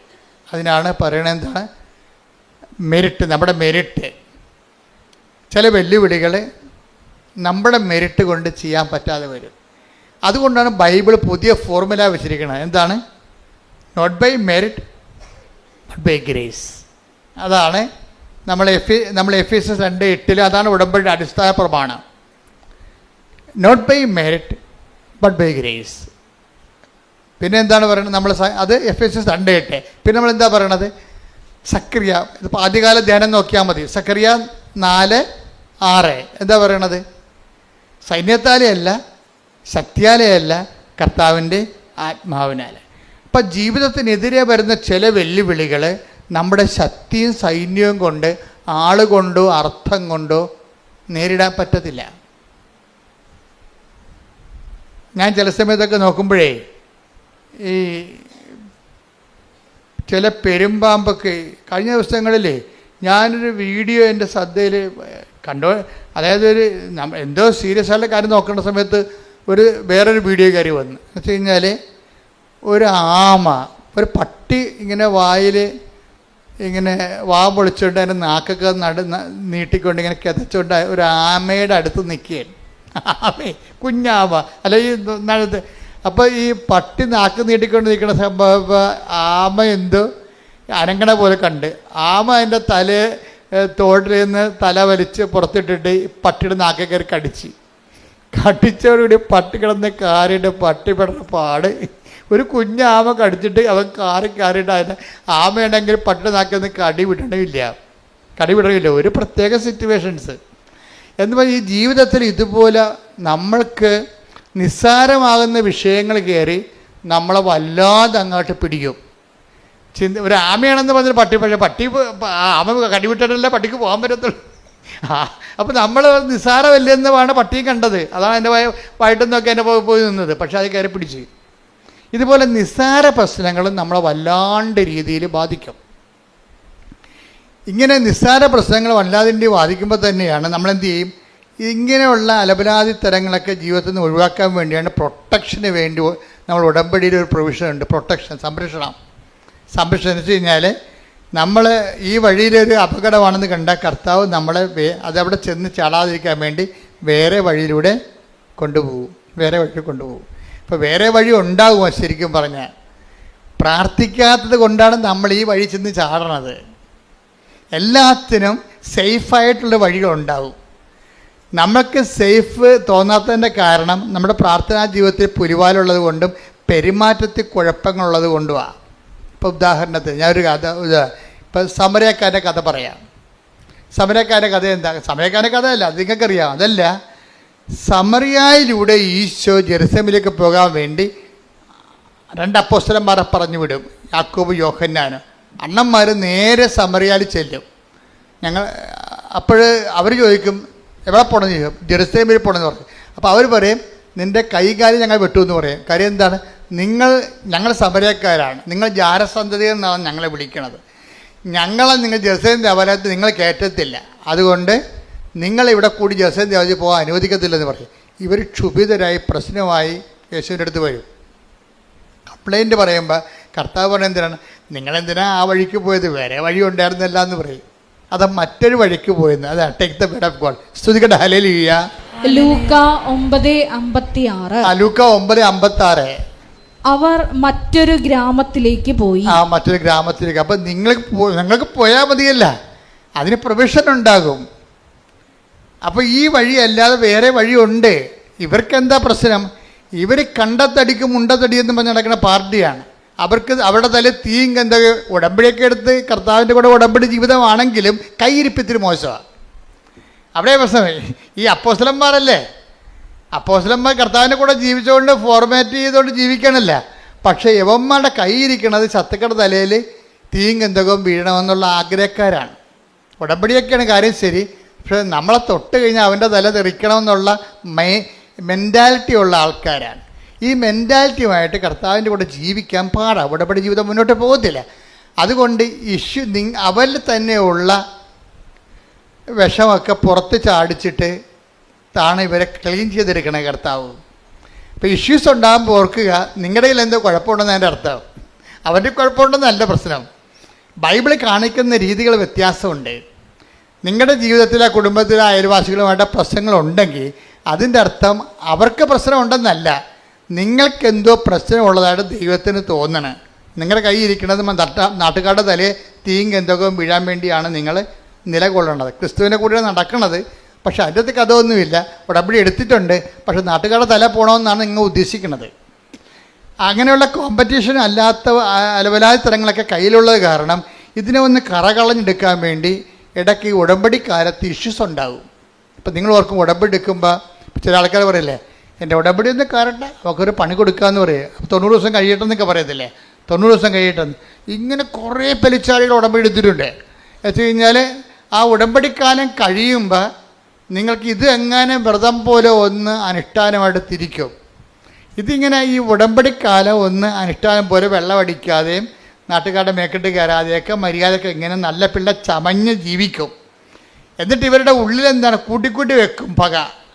എന്നിട്ട് ഉടമ്പടി കഴിയുമ്പോൾ എല്ലാത്തിനും കൂടി ഒറ്റത്തവണ തീർപ്പാക്കും. അപ്പം അങ്ങനെ വരുമ്പോഴുണ്ടാകുന്ന പ്രശ്നം എന്ന് വെച്ചാൽ നമ്മൾ ദൈവത്തെ പരീക്ഷിക്കേണ്ട തുല്യമാണ്. അതുകൊണ്ട് ഇങ്ങനെയുള്ള സ്വഭാവം ഉടമ്പടിക്ക് പറ്റാത്ത പേഴ്സണാലിറ്റി ആണെങ്കിൽ ഇടയ്ക്കിടയ്ക്ക് പ്രശ്നങ്ങൾ ഉണ്ടായിക്കൊണ്ടിരിക്കും. ഇപ്പോൾ ഉടമ്പടി എടുക്കുമ്പോൾ പ്രബലാന്ന പ്രശ്നങ്ങൾ കൂടുകയാണെങ്കിൽ നിങ്ങൾ ഓർക്കണം, ദൈവതിരുസന്നിധി നിങ്ങൾ ഉടമ്പടിക്ക് കൊള്ളാത്ത പേഴ്സണാലിറ്റി ആണെന്ന്. ദൈവം നിങ്ങളെ പരുവപ്പെടുത്താൻ ഉദ്ദേശിക്കുന്നു. You got the point. മനസ്സിലായില്ലേ? നിങ്ങൾ ഉടമ്പടി എടുത്തതിന് ശേഷം അടിക്കടി പ്രശ്നങ്ങൾ ഉണ്ടാവും. അതിന് മുമ്പ് അതിൻ്റെ അർത്ഥം എന്താണ്? ദൈവം നിങ്ങളെ നോട്ടം വെച്ചിരിക്കുന്നു. എന്താ കാര്യം? നിങ്ങളെ ഉടമ്പടിക്ക് പറ്റാത്ത ഉരുപ്പടിയാണ്.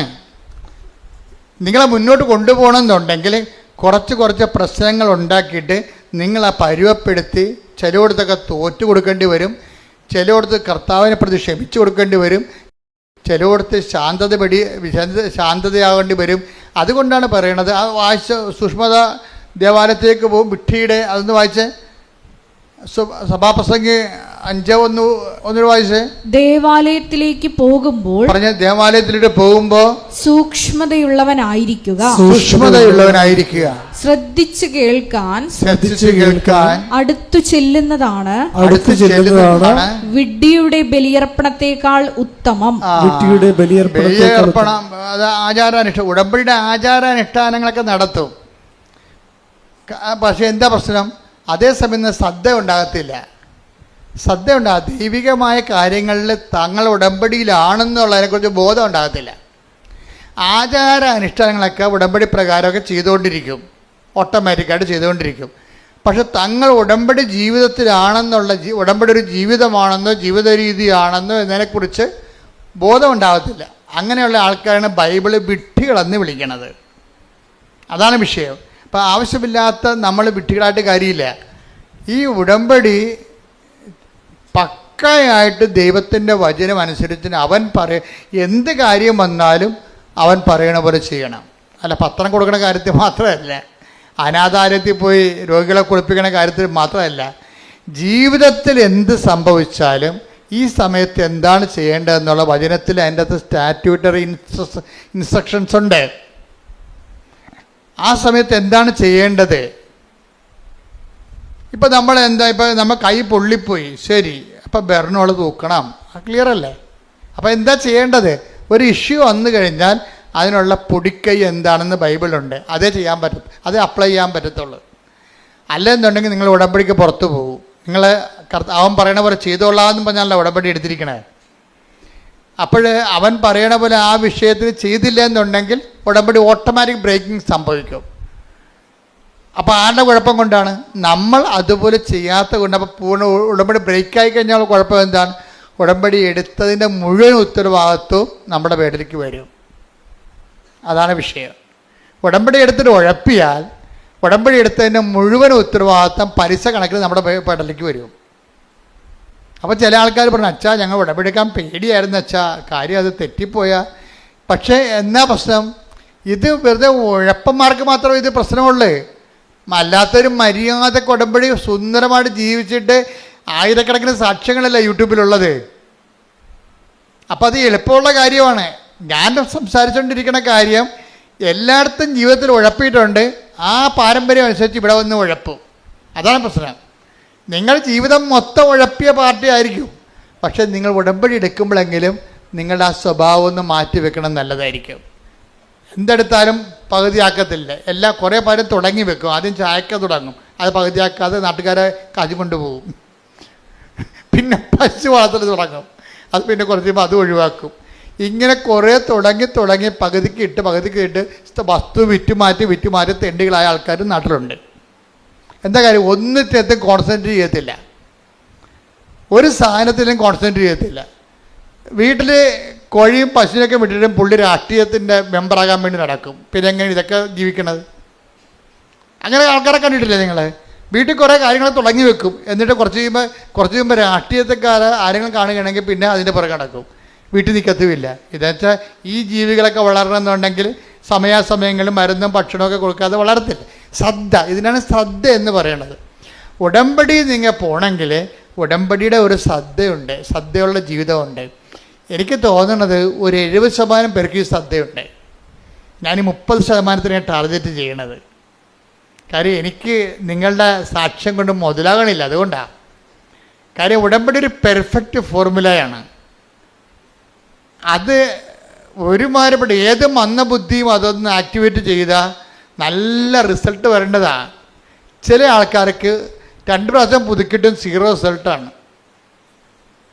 2 പ്രാവശ്യം പുതുക്കി, പക്ഷേ 0 റിസൾട്ടാണ്. എന്താ കാര്യം? ഞാൻ നേരത്തെ പറയാറുള്ള പോലെ വവ്വാല് കടിച്ച അത്തിക്കാ പോലെയാണ്, പകുതി കടിക്കും, എല്ലാ പഴത്തരും കയറി കടിക്കും, ഒരെണ്ണം മുഴുവനായിട്ട് തിന്നത്തില്ല, മൊത്തം താഴെ കിടക്കണം കാണാം. എല്ലാ പല്ലൊക്കെ സ്വഭാവമാണ്, കണ്ണും മൂക്കും കാണാൻ പാടില്ലാതെ കണ്ട പഴത്തെ എല്ലാം കയറി കടിക്കും, എന്നിട്ട് പഴുത് തിന്ന് കഴിയുമ്പോൾ അത് താഴെ പോകും. എന്ന് വെച്ചാൽ എല്ലാത്തിനെയും പകുതി ചെയ്യും, ഉടമ്പടിയുടെ എല്ലാത്തിൻ്റെയും പകുതി ചെയ്യും. ഒന്ന് പ്രാർത്ഥിച്ച്, കർത്താവ് ദൈവമേ, പൂർണ്ണമായ ദൈവസ്നേഹത്തോടെ പൂർണ്ണ ഉടമ്പടി ചെയ്ത്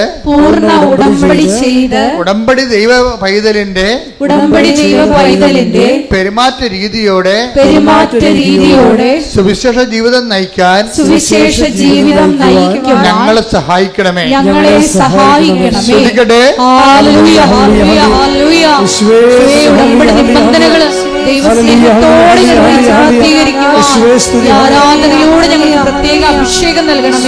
അതെന്താ പറഞ്ഞതെന്ന് വെച്ച് കഴിഞ്ഞാൽ ഇടയ്ക്കൊന്ന് ഇട്ട് കളയരുത്. അത് ഇതിൻ്റെ ഒരു പ്രോസസ്സിംഗ് എന്ന് പറയണത്, നിങ്ങളിപ്പോൾ ഞാൻ ജോജിയുടെ കഥ പറഞ്ഞില്ലേ, ജോജിയുടെ കുറേ സാക്ഷ്യങ്ങൾ, ഒറ്റ ശ്വാസത്തിൽ 4 നല്ല സാക്ഷ്യങ്ങളാണ് അത് പറയുന്നത്. അപ്പം അദ്ദേഹത്തിൻ്റെ വിഷയം വെച്ചാൽ മറ്റ് കോമ്പറ്റീഷൻസ് ഉണ്ടായി. അദ്ദേഹത്തിൻ്റെ ഒരു ഹോൾസെയിൽ ബിസിനസ്സറാണ്, ഡിസ്ട്രിബ്യൂട്ടറുമാണ്. അപ്പോൾ അതിന് കോമ്പറ്റീഷൻ ഉണ്ടായി. എപ്പോഴും പുതിയ കമ്പനികളൊക്കെ വരുമല്ലോ രംഗത്ത്, അവർ നല്ല ശരിക്കും ഓഫർ കൊടുക്കും. അപ്പോൾ ആൾക്കാരുടെ രീതി എന്താണ്? ഓഫറിൻ്റെ പുറകെ പോകും, അല്ലേ? എല്ലാവരും അങ്ങനെ ഓഫറിൻ്റെ ഒഴുക്കിലല്ലേ ആൾക്കാർ കമ്പ്യൂട്ടർ നോക്കണം, എന്ത് ഓഫറുണ്ടെന്നാണ് നോക്കണത്. അപ്പോൾ ഓഫറിൻ്റെ ശ്രദ്ധിക്കുമ്പോൾ സ്വാഭാവികമായിട്ടും നമുക്കറിയാമല്ലോ, ഒരു കച്ചവടക്കാരന് ഒരിക്കലും ഒരു സാധനവും നമുക്ക് ലാഭം തന്നവൻ വിൽക്കുക ഒരിക്കലും അല്ല, പിന്നെ അവൻ ജീവിക്കണ്ടേ. അപ്പോൾ ഓഫറെന്ന് പറയുമ്പോൾ എവിടെയെങ്കിലും ഒരു ചവിട്ടിപ്പിടുത്തം കാണും, ഉറപ്പല്ലേ? ഞാനാണ് ഈ ഓഫറിൻ്റെ ഒരു പരിപാടിക്ക് നിൽക്കത്തില്ലേ. പരമാവധി സാധനങ്ങൾ വാങ്ങിക്കാതിരിക്കാൻ നോക്കണം. കാര്യം വെച്ചാൽ നമ്മളുടെ അതായത് ഇന്നത്തെ ആൾക്കാരുടെ അവസ്ഥ എന്ന് വെച്ച് കഴിഞ്ഞാൽ എല്ലാം ഈ ഓൺലൈനിൽ കിട്ടുന്ന കാരണം ചുമ്മാ കുത്തിയാൽ മതിയില്ല. ചുമ്മാ കുത്തിയാൽ സാധനം വീട്ടിൽ വരത്തില്ലേ. അപ്പോൾ പിള്ളേരുടെ കാശുണ്ടെങ്കിൽ അവരതനുസരിച്ചിട്ട് കൈകാര്യം ചെയ്യും. ചില അപ്പന്മാരമ്മമാരൊക്കെ അതൊക്കെ കുറച്ചൊക്കെ നിയന്ത്രിക്കും. നമുക്ക് കുഞ്ഞുങ്ങളുടെ കുറച്ച് സ്നേഹം തൽക്കാലത്തെ കുറച്ച് സ്നേഹം കുറയുന്നേ ഉള്ളൂ. ഇപ്പം നമ്മൾ നിയന്ത്രിച്ചാൽ കുറച്ച് കഴിയുമ്പോൾ അവരും പാകത പഠിക്കും. അല്ലെങ്കിൽ കിട്ടുന്ന എല്ലാം മേടിച്ച് ഉപയോഗിക്കാൻ വേണ്ടി ആൾക്കാർക്ക് ഇങ്ങനെ ഈ നമ്മുടെ ബോഡിക്ക് ഒരു ടെൻഡൻസി ഉണ്ട്, ആസ്വദിക്കാൻ പറ്റുന്നതെല്ലാം ആസ്വദിക്കണമെന്നുള്ള ഒരു ടെൻഡൻസി ഉണ്ട്. അത് എന്തെല്ലാം ആസ്വദിക്കാൻ പറ്റും അതെല്ലാം ആസ്വദിക്കണമെന്ന്. അതിങ്ങനെ എല്ലാം പശുക്കൾക്കും മൃഗങ്ങൾക്കും കിളികൾക്കും എല്ലാം ഉണ്ട്. മനുഷ്യൻ്റെ ഒരു പ്രശ്നം വെച്ച് കഴിഞ്ഞാൽ നമുക്ക് പറ്റാത്തതിനോട് നോ പറയാനുള്ള ഒരു ഫോർമേഷൻ ഉണ്ടാണ്. പറ്റാത്തതിനോട് ആവശ്യമില്ലാത്തത് പലതും ആവശ്യമില്ലാത്ത കാര്യങ്ങളാണ്. നിങ്ങളുടെ വീട്ടിലേക്ക് നോക്കിക്കഴിഞ്ഞാൽ ആക്രി സാധനം തന്നെ മിക്കവാറും ഒരു ലോഡേ കയറ്റാനുണ്ടാവും. നമ്മുടെ വീടുകളിലൊക്കെ നോക്കിക്കഴിഞ്ഞാലേ ഒരു ലോഡൊക്കെ ഇതൊക്കെ എവിടെ കൊണ്ടേ കുഴിച്ചിടുവോ എന്ന് പറഞ്ഞ് തലയിലും കെട്ടി നിൽക്കണ കാണാം. എന്താ കാര്യം? ഓരോരോ ആക്രാന്തത്തിന് വാങ്ങിച്ചു കൂട്ടിയ സാധനങ്ങളാണ്. ആ കാശും പോയി, അത് കെടായും പോയി, ഇപ്പോൾ ആവശ്യമില്ല. ഇതിവിടൊക്കെ ഇതെല്ലാം കൊണ്ട് എവിടെ വെക്കും? എല്ലാം പൊടിയും പിടിച്ച് നാശകോടാലിയായി കിടക്കുകയാണ്, വെറുതെ ജാർഗൺ വസ്തുക്കളായിട്ട് കിടക്കുകയാണ്. അപ്പോൾ ഇതൊക്കെ കുഞ്ഞുങ്ങളെ ആദ്യമേ ട്രെയിൻ ചെയ്യുകയാണെങ്കിൽ അവരെ ട്രെയിൻ ചെയ്ത് വരും, ഒരു പ്രശ്നവുമില്ല. അങ്ങനെ എത്രയോ മാതാപിതാക്കന്മാരുണ്ട്. കളിക്കോപ്പ് പോലും, ഞാൻ ഈ ദിവസങ്ങളിലൊരു വീഡിയോ കണ്ടത്, കളിക്കോപ്പൊന്നും അപ്പം മേടിച്ച് കൊടുക്കത്തില്ല. കാര്യം അപ്പൻ സൈക്കോളജിസ്റ്റാണ്. അപ്പൻ ചിൽഡ്രൻ സ്പെഷ്യലിസ്റ്റ് സൈക്കോളജിസ്റ്റാണ്. അപ്പോൾ അപ്പനെ അറിയാം. അപ്പനെ സംബന്ധിച്ചിടത്തോളം അപ്പനും അമ്മയും ചെറുപ്പക്കാരാണ്, രണ്ടുപേരും ജോലിക്കാരാണ്. കുഞ്ഞുങ്ങൾക്ക് കുറേ വീടുകളിൽ തന്നെയുള്ള കടലാസ് പെട്ടി അങ്ങനെ കുറേ സാധനങ്ങളൊക്കെ ഉണ്ട്. പിള്ളേർക്ക് എന്താ വേണ്ടതെന്ന് വെച്ച് കഴിഞ്ഞാൽ, പിള്ളേർക്ക് സായിപ്പല്ലേ കളിക്കോപ്പ് കൊണ്ടുപോകുന്നത്. ഇവിടെ സായിപ്പ് കളിക്കോപ്പ് എന്ന് വെച്ചാൽ അയാൾ എന്താ ചെയ്തിരിക്കുക, അവരെന്താ ചെയ്തിരിക്കണം, അവർക്ക് പിള്ളേരെ കൊണ്ടു നടക്കാനോ നമ്മളെപ്പോൾ താലോലിക്കാനോ വളർത്താനോ ഒന്നും താല്പര്യമില്ല. അവർക്ക് പട്ടിക്കുഞ്ഞിനെ കൊടുക്കുകയാണെങ്കിൽ അവർ കുറച്ചുകൂടി സന്തോഷമായിട്ട് കുഞ്ഞുങ്ങളെ കൂടുതൽ പട്ടിനെ കുഞ്ഞിനെ വളർത്തുവർ. അവരുടെ നേച്ചർ അതാണ്. അവരുടെ കുറ്റപ്പെടുത്തിയ കാര്യമില്ല. അത് ഭയങ്കര ചരിത്രമാണ്. ഞാൻ കാനഡയിൽ ചെന്നപ്പോഴുണ്ട്, രാവിലെ പുറത്തിറങ്ങിയപ്പോഴുണ്ട്, എല്ലാ സായിപ്പിൻ്റെ കയ്യിലും ഓരോ പട്ടിയുണ്ട്, ഓരോ കൂടുമുണ്ട്, പ്ലാസ്റ്റിക് കൂട്. എന്തിനാണെന്നറിയാമോ? പട്ടിനെയും കൊണ്ട് നടക്കാൻ ഇറങ്ങുന്നതാണ്. അപ്പോൾ അതിൻ്റെ അടുത്ത് പട്ടി കാഷ്ടിക്കും. പക്ഷെ അവിടെ ഒരു പ്രശ്നമുണ്ട്, കാഷ്ടം എങ്ങാനും താഴെ കിടന്നാൽ മുനിസിപ്പാലിറ്റി ടാക്സ് അടിക്കും. അത് കാരണം ആളുടെ പട്ടിയുടെ കാഷ്ടമാണ് താഴെ വഴിയെ പോണത്, അയാൾ തന്നെ അത് കോരിയെടുക്കണം. എന്നിട്ട് അവർ കൊണ്ടുവന്നൊരു ഡസ്റ്റ്ബിന്നിലിടും. ഇതെല്ലാം കൂടി കൊണ്ടുവന്നിട്ട് മുനിസിപ്പാലിറ്റി പട്ടിത്തിടം കൊണ്ടുപോകും. അത് അവരുടെ ലൈഫിൻ്റെ ഭാഗമായിട്ടാണ് അത് വന്നിരിക്കുന്നത്. അവർ പിള്ളേരൊക്കെ ഒഴിവാക്കിയിട്ട് പട്ടിക്കുഞ്ഞിനെ എടുത്ത് കക്ഷത്ത് വെച്ചിട്ട് പിള്ളേരെ മറ്റേ ട്രോളിയൊക്കെ ഏറ്റിക്കൊണ്ട് പോകുന്നത് നമ്മൾ കണ്ടിട്ടില്ലേ? അത് അവർക്കത് വലിയ അവരുടെ ലൈഫിൻ്റെ ഭാഗമാണ്. നമുക്കത് കുറ്റം പറയാൻ പറ്റുകയില്ല. അവിടെ കൾച്ചർ അതാണ്. നമ്മുടെ കൾച്ചർ അതല്ല. അവരെ പിള്ളേരെ തങ്ങളിൽ നിന്ന് ഒഴിവാക്കാൻ വേണ്ടി അവർ പലതരത്തിലുള്ള കളിക്കോപ്പുകൾ വാങ്ങിച്ചു കൊടുക്കും. പിന്നെ പിള്ളേർ അപ്പനെയും അമ്മനെയും ഉപേക്ഷിച്ചിട്ട് അതിൻ്റെ പുറകെ നടക്കും. അവർ മരണം വരെ അങ്ങനെ തന്നെയാണ് ജീവിക്കുന്നത്. അപ്പനെയും അമ്മേനെയും ഉപേക്ഷിച്ചിട്ട് അവിടെ കൊണ്ട് നടക്കും. നമ്മളെന്ന് വെച്ച് കഴിഞ്ഞാൽ മക്കളും അമ്മയും അപ്പനും ഒക്കെ എല്ലാം കൂടി ഒരുമിച്ച് ഇരിക്കുകയും അപ്പൻ്റെ മുതുകത്ത് വന്ന് മക്കൾ കുത്തിമറിയുകയും എന്തെങ്കിലും സാധനമൊക്കെ എടുത്ത് നശിപ്പിച്ച് കളയുകയും താഴെ ഇടുകയും നമ്മൾ എടുത്തു കൊടുക്കുകയും. അപ്പോൾ വലിയ ചിലവൊന്നുമില്ല. പിള്ളേർക്ക് ആക്ടിവിറ്റി ഉണ്ടായാൽ മതിയൊന്നുമുണ്ട്. അപ്പോൾ ഈ ചൈൽഡ് സൈക്കോളജിസ്റ്റ് ഭയങ്കര രസമാണ് അയാളുടെ വീഡിയോ. അയാൾ പറയണത് എന്താ വെച്ചാൽ, ഇതിൻ്റെ ആവശ്യമില്ലാത്ത സാധനങ്ങൾ വാങ്ങിച്ചു കൊടുക്കുമ്പോൾ കുഞ്ഞുങ്ങൾ നമ്മളെ വിട്ടു പോവുകയാണ് ചെയ്യണം. നമുക്ക് സമയമുള്ളപ്പോൾ കുഞ്ഞുങ്ങളുടെ കൂടെ ഇരിക്കുക. ഇതിൽ കുഞ്ഞുങ്ങളുടെ ആക്ടിവിറ്റികളുടെ കൂടെ നമ്മൾ ഒരാളായിട്ട് കാണണം. കുഞ്ഞുങ്ങളുടെ ആക്ടിവിറ്റിയുടെ കൊണ്ടുമ്പോൾ അവിടെ അപ്പന്മാരൊക്കെ അങ്ങനെ ചെയ്യുമായിരുന്നു. അപ്പന്മാരൊക്കെ ഓലപ്പമ്പരൊക്കെ ഉണ്ടാക്കി കൂടെ പിള്ളേരുടെ കൂടെ നിൽക്കും, ഓടിയും അല്ലേ? വണ്ടി ഓടിക്കുമ്പോൾ പിള്ളേരുടെ കൂടെ ഓടിക്കണ കാണാം. അപ്പോൾ പിള്ളേരുടെ കൂടെ അങ്ങനെയാണ് നമ്മുടെ ഒരു കൾച്ചർ എന്ന് പറയണത്. ഇപ്പോൾ സായിപ്പിൻ്റെ സാധനം നമുക്ക് കിട്ടിക്കഴിഞ്ഞപ്പോൾ നമ്മൾ യന്ത്രവണ്ടിയും തോക്ക് കൊണ്ട് വെടിവെക്കുന്ന ആൾക്കാരെയൊക്കെയാണ് കാണിക്കണത്. അപ്പോൾ പിള്ളേർ നമ്മളെ മാറ്റിയിട്ട് നാട്ടുകാരെ വെടിവെച്ച് നടക്കും. അപ്പോൾ ഇതിനകത്ത് എല്ലാത്തിനകത്തും ഓരോ രീതികളുണ്ട്, ഓരോ രീതികൾ. ഞാൻ പറഞ്ഞു വരുന്നതിൻ്റെ കാരണം വെച്ച് കഴിഞ്ഞാൽ, ഈ ഉടമ്പടി ജീവിതത്തിലേക്ക് നമ്മൾ വരുമ്പോൾ, ഇപ്പോൾ ഈ നമ്മൾ പറഞ്ഞുകൊണ്ടിരുന്ന വിഷയം ഈ ജോർജിയുടെ വിഷയമാണ്. ജോർജിയുടെ വിഷയത്തിൽ ജോർജി ഈ കട ഇങ്ങനെ വലിയ പ്രശ്നമായി തീർന്നു. കോമ്പറ്റീഷൻ വന്നു കഴിഞ്ഞപ്പോൾ കട പൂട്ടേണ്ട അവസ്ഥ വന്ന്, ഓഫർ വന്നു ഒത്തിരി. അയാളുടെ തന്നെ അയാളുടെ കടയിലുള്ള വസ്തുക്കൾ അതിനേക്കാൾ പകുതി വിലക്ക് നാട്ടുകാർക്ക് കിട്ടുന്ന അവസ്ഥ വന്നപ്പോൾ കട പൂട്ടിപ്പോയി. ഓഫർ വന്നതുകൊണ്ടാണ്. ഇയാൾക്ക് അതുപോലെ ഓഫറൊന്നും കൊടുക്കാൻ പറ്റണില്ല. നമ്മുടെ ജീവിതത്തിൽ വരുന്നൊരു പ്രശ്നമാണ് ഉടമ്പടിയും ഓഫറും ഒക്കെ വരുമ്പോൾ. നമ്മൾ നോക്കുമ്പോൾ ഉടമ്പടിയുടെ ഒരു ജീവിതം, പക്ഷേ നമ്മൾ അനുഭവിക്കുന്ന ഫീൽഡിൽ നമ്മൾ അനുഭവിക്കുന്നത് ഇതിനേക്കാളും മാരകമായ പ്രഹരങ്ങളാണ് നമുക്ക് കേൾക്കുന്നത്. കട പൂട്ടിപ്പോയി. പക്ഷെ കട പൂട്ടിയെങ്കിൽ ഇവർ ഒരു കട തുറന്നു വെച്ചിട്ടുണ്ടിരുന്നത്. ഏതാണ്? ദേവാലയം തുറന്നു വെച്ചുകൊണ്ടിരുന്നു. ഈ ഭാര്യയും ഭർത്താവിൻ്റെ ഉടമ്പടി ജീവിതം അവർക്ക് കൊടുത്തതിൻ്റെ മാർഗ്ഗം അതാണ്. അവർ പറയുന്നത് ഞങ്ങളുടെ കട പൂട്ടിപ്പോയി, പക്ഷേ കർത്താവിൻ്റെ ആലയം തുറന്നിട്ടുണ്ടായിരുന്നല്ല. അപ്പം ഞങ്ങളുടെ കർത്താവിൻ്റെ ആലയത്തിൽ മുടങ്ങാതെ പോകും. എപ്പോഴായാലും കർത്താവ് ഞങ്ങൾക്കൊരു വഴി. കാര്യം ഉടമ്പടി വർക്ക് ചെയ്യണം എങ്ങനെയാണ്? Not by merit but by grace. Offer എന്നൊക്കെ പറഞ്ഞാൽ മെറിറ്റിൻ്റെ അകത്ത് വരുന്ന കാര്യങ്ങളല്ലേ. അപ്പോൾ പലതുകൊണ്ടും നമ്മുടെ ജോലി നഷ്ടപ്പെട്ടു പോയാലും ശരി, ഈ ഉടമ്പടി വർക്ക് ചെയ്യണത് മെറിറ്റിലല്ല, ലോകത്തിലുള്ള എല്ലാ കാര്യങ്ങളും വർക്ക് ചെയ്യണ മെറിറ്റിലാണ്.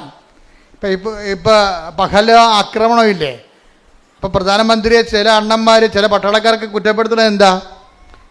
വേറെ ഒരു പട്ടാളം തുടങ്ങിയത് കാരണം നമ്മളെ മിലിറ്ററി ട്രെയിനിങ് ആ കാലാകാലങ്ങളിൽ വരുന്ന ചെറുപ്പക്കാരെ എടുത്തുകൊണ്ട് ബോർഡർ സെക്യൂരിറ്റി ചെയ്യാൻ വേണ്ടി ഉള്ള ആൾക്കാരെ വേറെ ഒരു അഗ്നിവീറെന്ന് പറഞ്ഞ് വേറെ പദ്ധതി തുടങ്ങിയെന്നാണ് പറയണത്.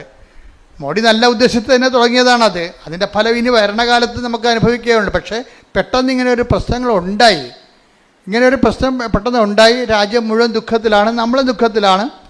നമ്മുടെ രാജ്യത്തിൻ്റെ നന്മയ്ക്ക് വേണ്ടി, അഖണ്ഡതയ്ക്ക് വേണ്ടി, സമാധാനത്തിന് വേണ്ടി പ്രാർത്ഥിച്ചുകൊണ്ടിരിക്കുന്നതാണ്. ശ്രുതികണ്ട ഹല്ലേലൂയ, ശ്രുതികണ്ട ഹല്ലേലൂയ. ഹല്ലേലൂയ, ഹല്ലേലൂയ, ഹല്ലേലൂയ. രാജ്യത്തിന്റെ സുരക്ഷിതത്വത്തിന് വേണ്ടി ഉടമ്പടിയെടുത്ത് പ്രാർത്ഥിക്കുന്ന ഞങ്ങൾ എല്ലാവരും ആരാധനയോട് ചേർന്ന് പ്രാർത്ഥിക്കുന്നു. മാതാവിന്റെ പ്രത്യേക സംരക്ഷണം ഇന്ത്യ എന്ന മഹാരാജ്യത്തിനുണ്ടാകുവാൻ ഈ ആരാധനയിലൂടെ ഞങ്ങൾ പ്രാർത്ഥിക്കുന്നു. പരമദിവ്യകാരുണ്യത്തിന് ആരാധനയും സ്തുതിയും പുകഴ്ചയും ഉണ്ടായിരിക്കട്ടെ. അപ്പൊ എന്നെ ജോജിയുടെ കട പൂട്ടി അഭിമാനം നിന്ന് ഒരു ഭർത്താവ് കൊണ്ട് ഭാര്യയുണ്ട്, 2 കുഞ്ഞുങ്ങളുണ്ട്, അങ്ങ് പട്ടിണിയാകാൻ. പക്ഷേ ഈ 2 കക്ഷികളും ഉടമ്പടിയിലെ ഒരു ബലത്തിൽ അങ്ങനെ നിൽക്കുകയാണ്. ആ പൂട്ടാത്തൊരു കടവുണ്ടല്ല, കർത്താവ് എപ്പോഴും കർത്താവിൻ്റെ സന്നിധിയിൽ ഇവർ നമ്മളെ കരുതുവാനും കാക്കുവാനും not by merit but by grace, നിൻ്റെ കഴിവ് കൊണ്ടല്ല, മറിച്ച് എന്താണ്, എൻ്റെ കൃപ കൊണ്ടാണ് നിൻ്റെ അതിജീവനമെന്ന് ആണ് ഉടമ്പടി അടിസ്ഥാനം. അതുകൊണ്ട് തന്നെ വൈഫും ഹസ്ബൻഡും വളരെ സീരിയസ് ആയിട്ട് തന്നെയാണ് ഉടമ്പടി ജീവിതം മറന്നിട്ടില്ല. അവർക്ക് നല്ല ബോധമുണ്ട് അവർ ഉടമ്പടിയിലാണെന്ന്. അതുകൊണ്ട് ദിവസവും ജോജി പറയണേ, ഞാൻ പണ്ടൊക്കെ ഇങ്ങനെ പള്ളിയിൽ പോകുമെങ്കിൽ ഇന്ന് പോണ പോലെ പോകത്തില്ലായിരുന്നു. ഉടമ്പടിക്ക് ശേഷം ഞാൻ ഡെയിലി പള്ളിയിൽ പോകും, വൈഫ് പോകും. ഒരു ദിവസം വൈഫും 2 കുഞ്ഞുങ്ങളുമാണ് പോകാനൊത്തത്. ആ പോണ വഴിക്ക് വന്നപ്പോൾ ഈ ഹൗസ് ഓണർ അല്ല, ഈ വീടിൻ്റെ വാടക ഞങ്ങൾക്ക് കട തന്ന ആളെ പിടിച്ചു നിർത്തി. വൈഫിനെ വഴി പിടിച്ചു നിർത്തി പറഞ്ഞു, നിങ്ങൾക്ക് കച്ചവടം വിൽക്കണമില്ല, ഞങ്ങൾക്ക് വേറെ കൊടുക്കാനത് പറ്റണമില്ല, സമാധാനം പറഞ്ഞിട്ട് പോയാൽ മതിയെന്ന് അവർക്ക് കുറേ നാൾ ഇവരോട് പറയുമായിരുന്നുണ്ടായിരുന്നു. ഇവർക്ക് ചെയ്യാൻ പറ്റണില്ല. ഇവർക്ക് അവസാനം ഇപ്പം സീരിയസ് ആയി. ലേഡീസിനെ തന്നെ വഴി പിടിച്ച് നിർത്തുന്ന അവസ്ഥയായി. അത്രയും സീരിയസ് ആയി. അപ്പോൾ നിങ്ങളൊക്കെ ഉടമ്പടി എടുത്താണല്ല, പള്ളിയിൽ നിന്ന് വന്നാണല്ല, എന്നിട്ടും വഴി പിടിച്ച് നിർത്തിയാന്ന്. അതായത് ഉടമ്പടി കാലത്ത് എന്തെങ്കിലും സംഭവിക്കുകയാണെങ്കിൽ അത് ഉടമ്പടി എടുത്ത ആൾക്കാരാണ് നമ്മളെന്നുള്ള ബോധം നമുക്കുണ്ടെങ്കിൽ ഓർക്കുക, നമുക്ക് സംഭവിക്കണത് നന്മയ്ക്കായിരിക്കും അത് മാറ്റണത്. അതെപ്പോഴും ഓർത്തേക്കണം. അപ്പോൾ വൈഫ് പെട്ടെന്ന് പറഞ്ഞ് എൻ്റെ അമ്മയെ എന്തെങ്കിലും മറുപടി പറയാൻ പറഞ്ഞു.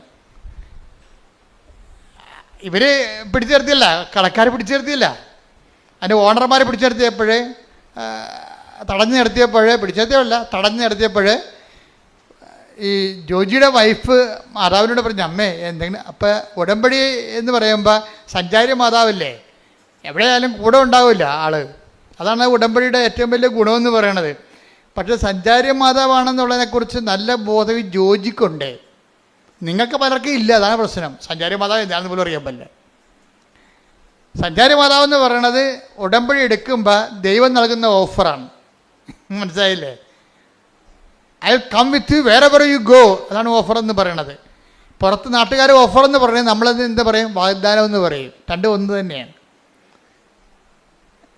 പുറത്ത് ആൾക്കാർ പറയണത്, കച്ചവടക്കാർ പറയണത് ഓഫർ എന്നാണ് പറയണത്. കർത്താവിൻ്റെ വചനത്തിന് നമുക്ക് വരുന്ന പ്രയാസങ്ങൾ അതിജീവിക്കാൻ വേണ്ടി ദൈവം തന്ന ഇൻസെൻറ്റീവിന് ബൈബിൾ പറയണ പേരെന്താണ്? പ്രാമിസ്. എന്താണ്? വാഗ്ദാനം. ഇപ്പോൾ ഒരു വാഗ്ദാനത്തിലൊരു സംഭവമാണ്. എന്താണ്? I will come with you wherever you go, നീ എവിടെ പോയാലും ഞാൻ നിൻ്റെ കൂടെ ഉണ്ടാകും. അപ്പോൾ അതിൻ്റെ അകത്ത് അതങ്ങനെയാണ് സഞ്ചാരി മാതാവ് ഉണ്ടാകണത്. അമ്മയുടെ മധ്യസ്ഥയിലല്ല ഉടമ്പടി എടുത്തിരിക്കണത്. അതുകൊണ്ട് അമ്മ നിൻ്റെ സങ്കടങ്ങളുടെ കാലത്ത് ഏത് സമയത്ത് ആ പ്രശ്നങ്ങളുള്ള കാരണം അമ്മ നിൻ്റെ കൂടെ 24 hours ഉണ്ടാകും. അതാണ് ഈ മുല്ലപ്പൂ മണവും മഴവില്ലും പലതരത്തിലുള്ള ആൾക്കാർക്ക് പല പല അനുഭവങ്ങൾ വരണില്ലേ. അത് എന്തുമാത്രം അനുഭവങ്ങളാണ് വരുന്ന ആൾക്കാർക്ക്.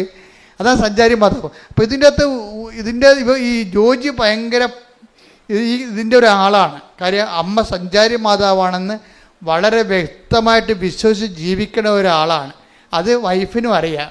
അപ്പം അമ്മ ഇവർ തടഞ്ഞു നിർത്തുമ്പോൾ പറയും, അമ്മേ ഇതിനൊരു മറുപടി ഇപ്പം പറയണം എന്ന് പറയും. കാര്യം ഞങ്ങൾക്ക് മനസ്സിൽ മറുപടി, അപ്പോൾ അവർ പൈസ തന്നിട്ട് പോയാൽ മതി എന്നാണ് പറയണത്. ഉടനെ അമ്മ അവൾക്കൊരു മറുപടി കൊടുക്കും, പറയാം, മനസ്സിൽ തോന്നിക്കും, പറയാം.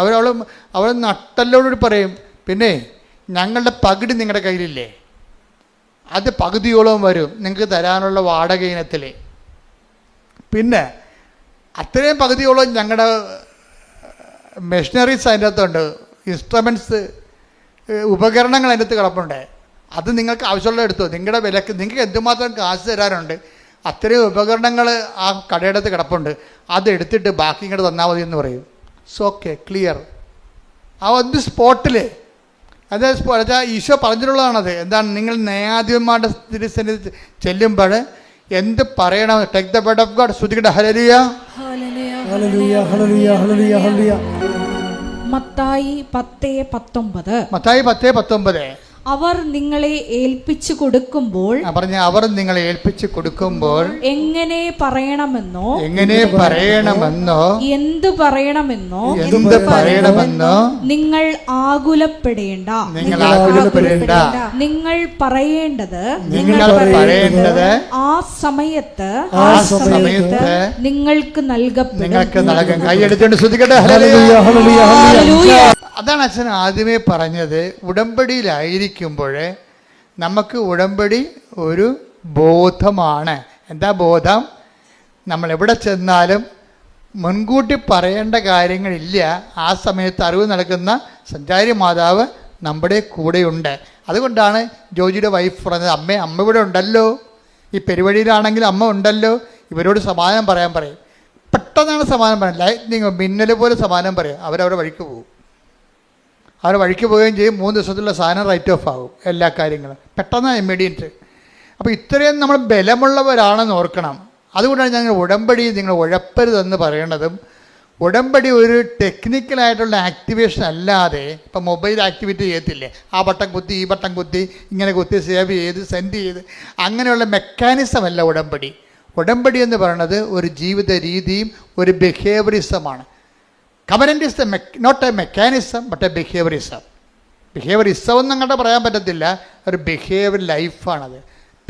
ദൈവത്തിന് തോന്നണം നമ്മൾ ഉടമ്പടി, നമ്മുടെ പെരുമാറ്റം കണ്ടാൽ ദൈവത്തിന് തോന്നണം നമ്മൾ ഉടമ്പടിയിലാണെന്നുള്ളത്. പ്രാർത്ഥിക്കുക. കർത്താവായ ദൈവമേ, ഉടമ്പടി ജീവിതമെന്ന പെരുമാറ്റ രൂപങ്ങളിലേക്ക് ഞങ്ങളെ പരിവർത്തനം ചെയ്യിക്കണമേ.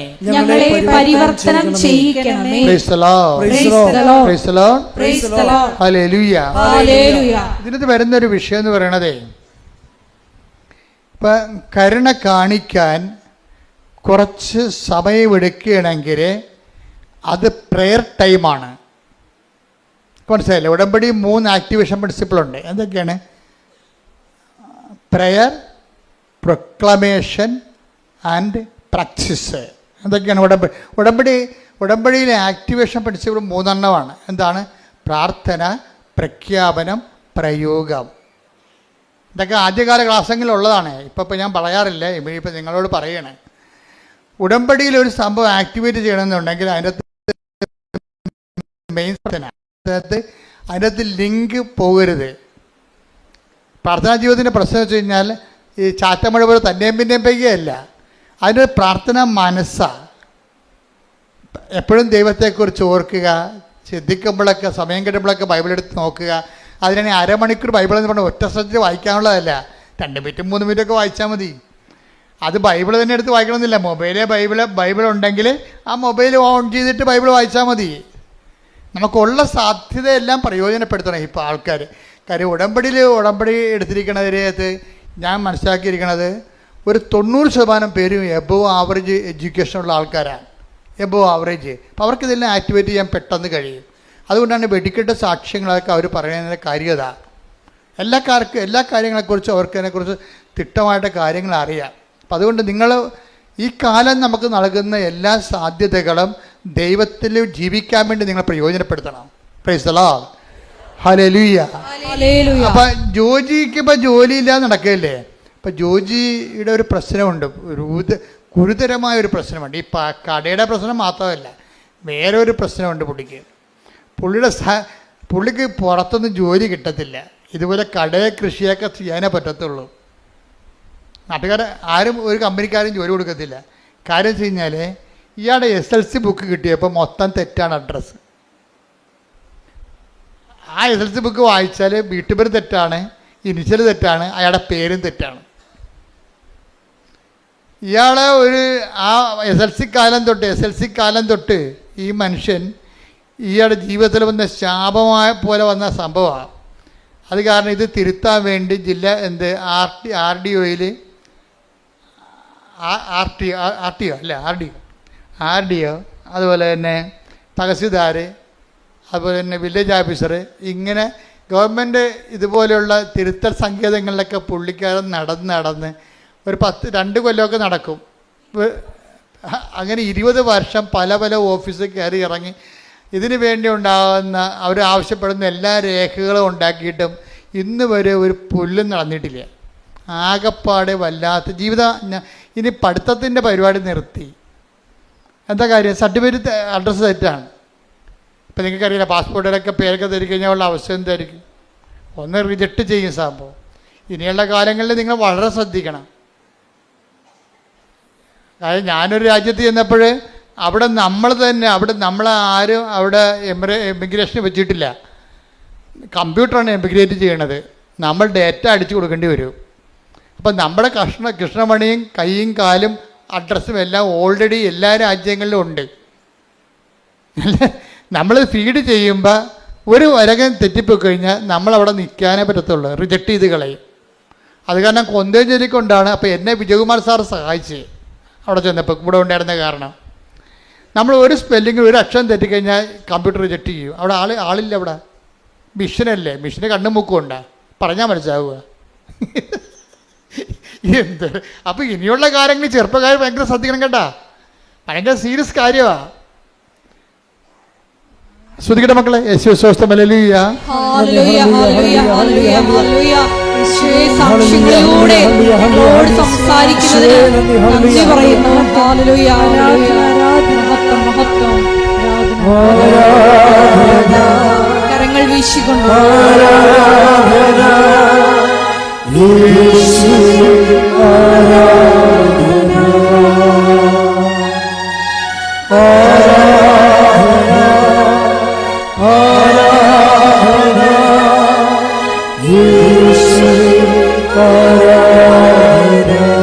പരിശുദ്ധ പരമദിവ്യകാരുണ്യത്തിന് എന്നേരവും ആരാധനയും സ്തുതിയും പുകഴ്ചയും ഉണ്ടായിരിക്കട്ടെ.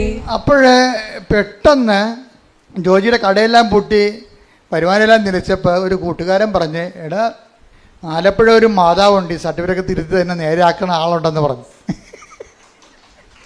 അങ്ങനെ പുള്ളി ഇവിടെ വന്നത്. മാതാവ് പലതരത്തിലുള്ള ആൾക്കാർ അറിയപ്പെടുന്നത്.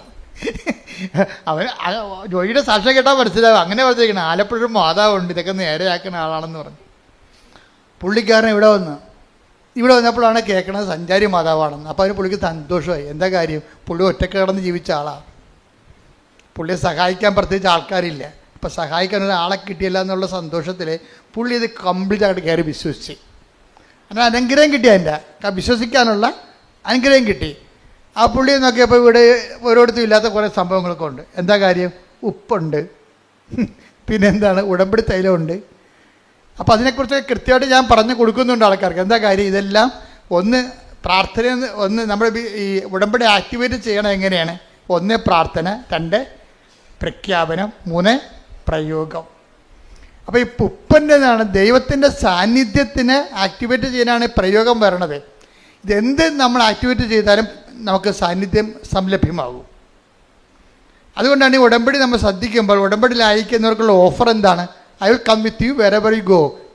നിങ്ങൾ എവിടെയായിരുന്നാലും ഞാൻ നിങ്ങളുടെ കൂടെ ഉണ്ടാകും. ഈ ഉണ്ടാകുന്ന ആളിൻ്റെ ശക്തി അവിടെ സംലഭ്യമാക്കുന്നതിന് വേണ്ടിയാണ് ഈ പ്രയോഗവിധികളുള്ളത്. ആ പ്രയോഗവിധികൾ എന്താ ചെയ്യണത്?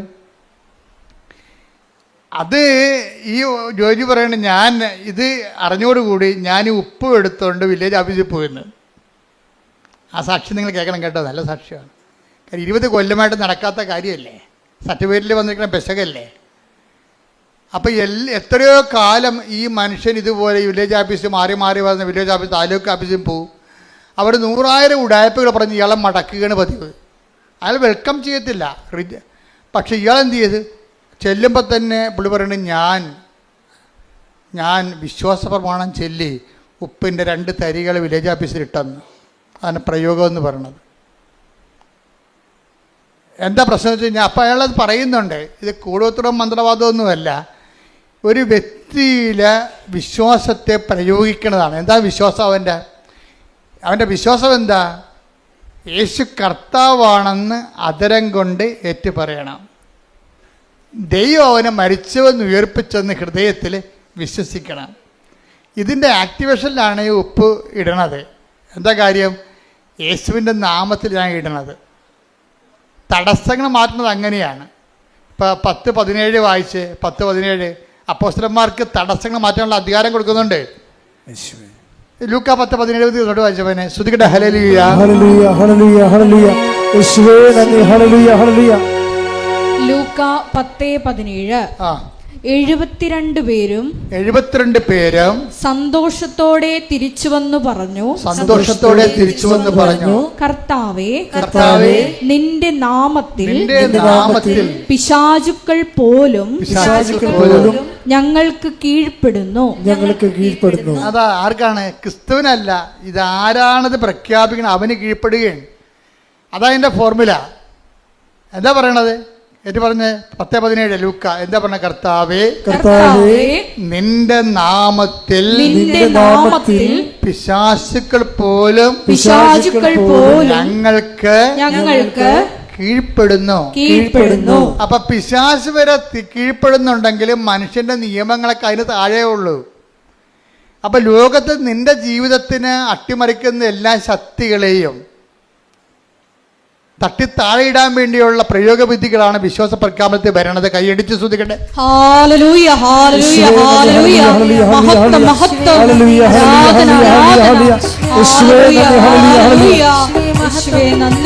വിശ്വസിച്ച് കഴിയുമ്പോഴേ ആരാണ് നമ്മൾ എന്താ വിശ്വസിക്കുന്നത്? യേശു മരിച്ചുയർത്തുന്നിട്ട് യേശു ആരാണെന്ന് വിശ്വസിക്കുന്നു? യേശു കർത്താവാണ്. Take the word of God 10:17 ശ്രദ്ധിക്കട്ടെ. ഹല്ലേലൂയ നന്ദി. ഹല്ലേലൂയ ഹല്ലേലൂയ ഹല്ലേലൂയ ഹല്ലേലൂയ ഹല്ലേലൂയ. യേശുവേ ആരാധന ആരാധന ആരാധന. യേശുവേ നന്ദി. മഹത്വം മഹത്വം. ഹല്ലേലൂയ ഹല്ലേലൂയ ഹല്ലേലൂയ. റോമാ 10:9 ആകയാൽ യേശു കർത്താവാണ് എന്ന് അധരം കൊണ്ട് ഏറ്റുപറയുകയും ദൈവം അവനെ മരിച്ചവരിൽ നിന്ന് ഉയർപ്പിച്ചു എന്ന് ഹൃദയത്തിൽ വിശ്വസിക്കുകയും ചെയ്താൽ നീ രക്ഷ പ്രാപിക്കും. അപ്പൊ എല്ലാ തരത്തിലും രക്ഷപ്പെടുന്നതിനുള്ള ഫോർമുല എന്താണ്? യേശു കർത്താവാണെന്ന് ആദരം കൊണ്ട് ഏറ്റു പറയണം. അപ്പോൾ അവിടെ എന്താ പ്രശ്നം? അപ്പോഴേ നമ്മൾ ആരെയും പോയി പട്ടാങ്ങിയായിട്ട് നിൽക്കത്തില്ല. സാറേ എന്തെങ്കിലും മാർഗം കൊണ്ട് ചെയ്ത് തന്നെ കുഞ്ഞുങ്ങൾ ജീവിക്കേണ്ടതാണെന്ന് പട്ടാങ്ങി പറയത്തില്ലേ? അത് യേശു കർത്താവായിട്ട് സ്വീകരിക്കുന്നവൻ അനാവശ്യമായ പട്ടാങ്ങി. അപ്പോൾ നിങ്ങളെങ്ങനെ സാറേ എന്ന് പറഞ്ഞിങ്ങനെ കെഞ്ച് അവരൊക്കെ കൊടുക്കേണ്ട മാന്യത കൊടുക്കണം, അവർക്ക് കൊടുക്കേണ്ട ബഹുമാനം കൊടുക്കണം. കാര്യം സമൂഹത്തിൻ്റെ സെർവൻ്റാണ് അവർ. ദൈവം അതിനുവേണ്ടി വെച്ചിരിക്കുന്നതാണ് അവർക്ക്. പക്ഷേ അവിടെ തട്ടിക്കേണ്ട കാര്യമൊന്നുമില്ല. അവരോട് മാന്യതയില്ല പെരുമാറുകയും ചെയ്യരുത്. മനുഷ്യത്വരഹിതമായിട്ട് അവർ സംസാരിക്കരുത്. നിങ്ങൾ മാന്യത ദൈവത്തിൻ്റെ പൈതൃകപ്പോലെ തന്നെ സംസാരിക്കണം. പക്ഷേ അതേസമയം തന്നെ അവരെ ദൈവത്തിൻ്റെ സ്ഥാനത്തെടുത്ത് വെക്കരുത്. ചില ആൾക്കാർക്ക് പറ്റണില്ലേ? ചില ഡൈവേഴ്സായിട്ടുള്ള ദമ്പതികളൊക്കെ കൗൺസിൽ ചെയ്യുമ്പോൾ ഇവർ ആദ്യകാലത്ത് നിങ്ങളെനിക്ക് ദൈവത്തെ പോലാണെന്നൊക്കെ പറയത്തില്ലേ? കാലെപ്പിടി നിലത്തിട്ടടിക്കണം. അങ്ങനെ ഒരിക്കലും ഒരു മനുഷ്യരോട് സംസാരിക്കരുത്. അതായത് ദൈവത്തിൻ്റെ പേര് കൂട്ടിയിട്ട് നിങ്ങൾക്ക് ഇങ്ങനെ സ്നേഹം കൊണ്ട് ഭ്രാന്തി കയറുമ്പോൾ വല്ല വെളിവുകേടൊക്കെ പറയും. അതെല്ലാം റെക്കോർഡ് ഉണ്ടാവും. അതാണ് പ്രശ്നം. നിങ്ങൾക്ക് സ്നേഹം കൊണ്ട് വെളിവ് കയറുമ്പോഴേ തലക്ക് അസുഖം വരുമല്ല. സ്നേഹം കൊണ്ട് തലക്ക് വെളിവ് പോവില്ല. അപ്പോൾ കയറി പറയും. പണ്ടൊരു മനുഷ്യൻ എന്നോട് പറഞ്ഞതാണ്, ഒരു തെറിയും കുട്ടി പറഞ്ഞ്. അപ്പോൾ അന്ന് ഞാൻ കൊച്ചാണ്, ഞാൻ ആൾ 6 വയസ്സിലാ പറ്റിയുള്ള. അയാൾ എന്നോട് പറഞ്ഞതല്ലേ, അയാൾ അങ്ങോട്ടും ഇങ്ങോട്ടും പറഞ്ഞതാണ്. ഇങ്ങനെക്കാൾ വലിയ ദൈവത്തെ ഞാൻ വിശ്വസിക്കണില്ല. ദൈവത്തെ കൂടി തെറി പറഞ്ഞിരിക്കണേ. അയാൾ 45 ദിവസം കിടന്ന് മരിച്ചു. നമ്മൾ ദൈവത്തിനെ കൂട്ടി ഒന്നും പറഞ്ഞേക്കരുത്. ദൈവത്തിൻ്റെ സ്ഥാനത്ത് ആർക്കും വില കൊടുക്കരുത്. അതുകൊണ്ടാണ് ഞാൻ പറഞ്ഞത്, നിങ്ങൾ ഞായറാഴ്ചയൊക്കെ കുർബാനയ്ക്ക് വരുമ്പോൾ ആ കുർബാനയേക്കാൾ വലിയ അളിയൻ വീട്ടിൽ വന്നെന്നൊക്കെ പറഞ്ഞുകൊണ്ട് കുർബാന മുടക്കത്തില്ലേ? നിങ്ങളുടെ കാര്യത്തിൽ ഒരു കൊല്ലത്തെ ബാധ്യതയാണ് വലിച്ചു വെക്കണത്. ഒരു കൊല്ലത്തെ കാര്യം നിങ്ങൾ പിടികൊടുത്തു പോയി ദൈവത്തിന്. കാര്യം എന്താ? നിങ്ങളുടെ ദൈവം അളിയനായിപ്പോയി. അതുകൊണ്ടാണ് ഈ പ്രലോഭനത്തിൽ ഉൾപ്പെടുത്തരുതെന്ന് പറയണത്. ഈ വലിഞ്ഞു കയറി പണ്ടാരം നമുക്ക് പണിയുണ്ടാക്കാൻ വേണ്ടി കുർബാന സമയത്ത് കയറി വരാതിരിക്കാൻ വേണ്ടിയാണ് ബ്ലോക്ക് ചെയ്ത് പ്രാർത്ഥിക്കണത്. ആ ഉടമ്പടി കർത്താവ് പ്രാർത്ഥിക്കാൻ പഠിപ്പിച്ചപ്പോൾ എന്താ പറഞ്ഞത്? ഞങ്ങളെ പ്രലോഭനത്തിൽ ഉൾപ്പെടുത്തരുത്, പിന്നെ എന്താണ്? തിന്മയിൽ നിന്ന് ഞങ്ങളെ രക്ഷിക്കണമേ. ബ്ലോക്ക് പ്രാർത്ഥനയാണത്, ബന്ധന പ്രാർത്ഥനയാണ് സംഭവം. എന്ന് വെച്ച് കഴിഞ്ഞാൽ നമ്മുടെ ദൈവത്തിലേക്കുള്ള ജീവിത വഴികളിൽ പിശാച് വരഞ്ഞു കയറി വരരുത്. പിശാച് ചിലപ്പോൾ അളിയൻ്റെ രൂപത്തിൽ വരും, അപ്പൻ്റെ രൂപത്തിൽ വരും. ദൈവത്തിൽ നിന്ന് നിങ്ങളെ തള്ളിക്കളയുന്ന മാതാപിതാക്കന്മാരാണെങ്കിൽ പോലും ദൈവത്തിൽ നിന്ന് നിങ്ങളെ മാറ്റരുത്. ഇപ്പോൾ ചില കുഞ്ഞുങ്ങളില്ലേ, പള്ളിക്കൂടത്തിൽ കൊണ്ടുപോകുന്ന സമയത്ത് വലിച്ച് അനിയത്തിൻ്റെ മനസ്സമ്മതത്തിന് കൊണ്ടുപോകും. കാറ്റഗിസവും മുടങ്ങും, പള്ളി കുർബാനയും മുടങ്ങും. ആ കുഞ്ഞ് കുർബാന കൂടിയോ അപ്പം കുഞ്ഞിനെ അപ്പം തന്നെ മനസ്സിലാകും ആൻറ്റി കുർബാനയേക്കാൾ വലുതാണ് ആൻറ്റിയുടെ മനസ്സമ്മതം. ആൻറ്റി ഒരു 5 കൊല്ലം കഴിയുമ്പോൾ പിരിഞ്ഞു പോവുകയും ചെയ്യും. 2 കൊച്ചുങ്ങളെ കയ്യിലും ഉണ്ടാവും. എന്താ? ദൈവത്തിനെ വഞ്ചിച്ച് ചെയ്ത പരിപാടികളാണ് എല്ലാ പരിപാടി. ദൈവത്തെ മറന്ന് ജീവിക്കരുത്. അതായത് ഉടമ്പടി ഒരു ജീവിത രീതിയാണത്.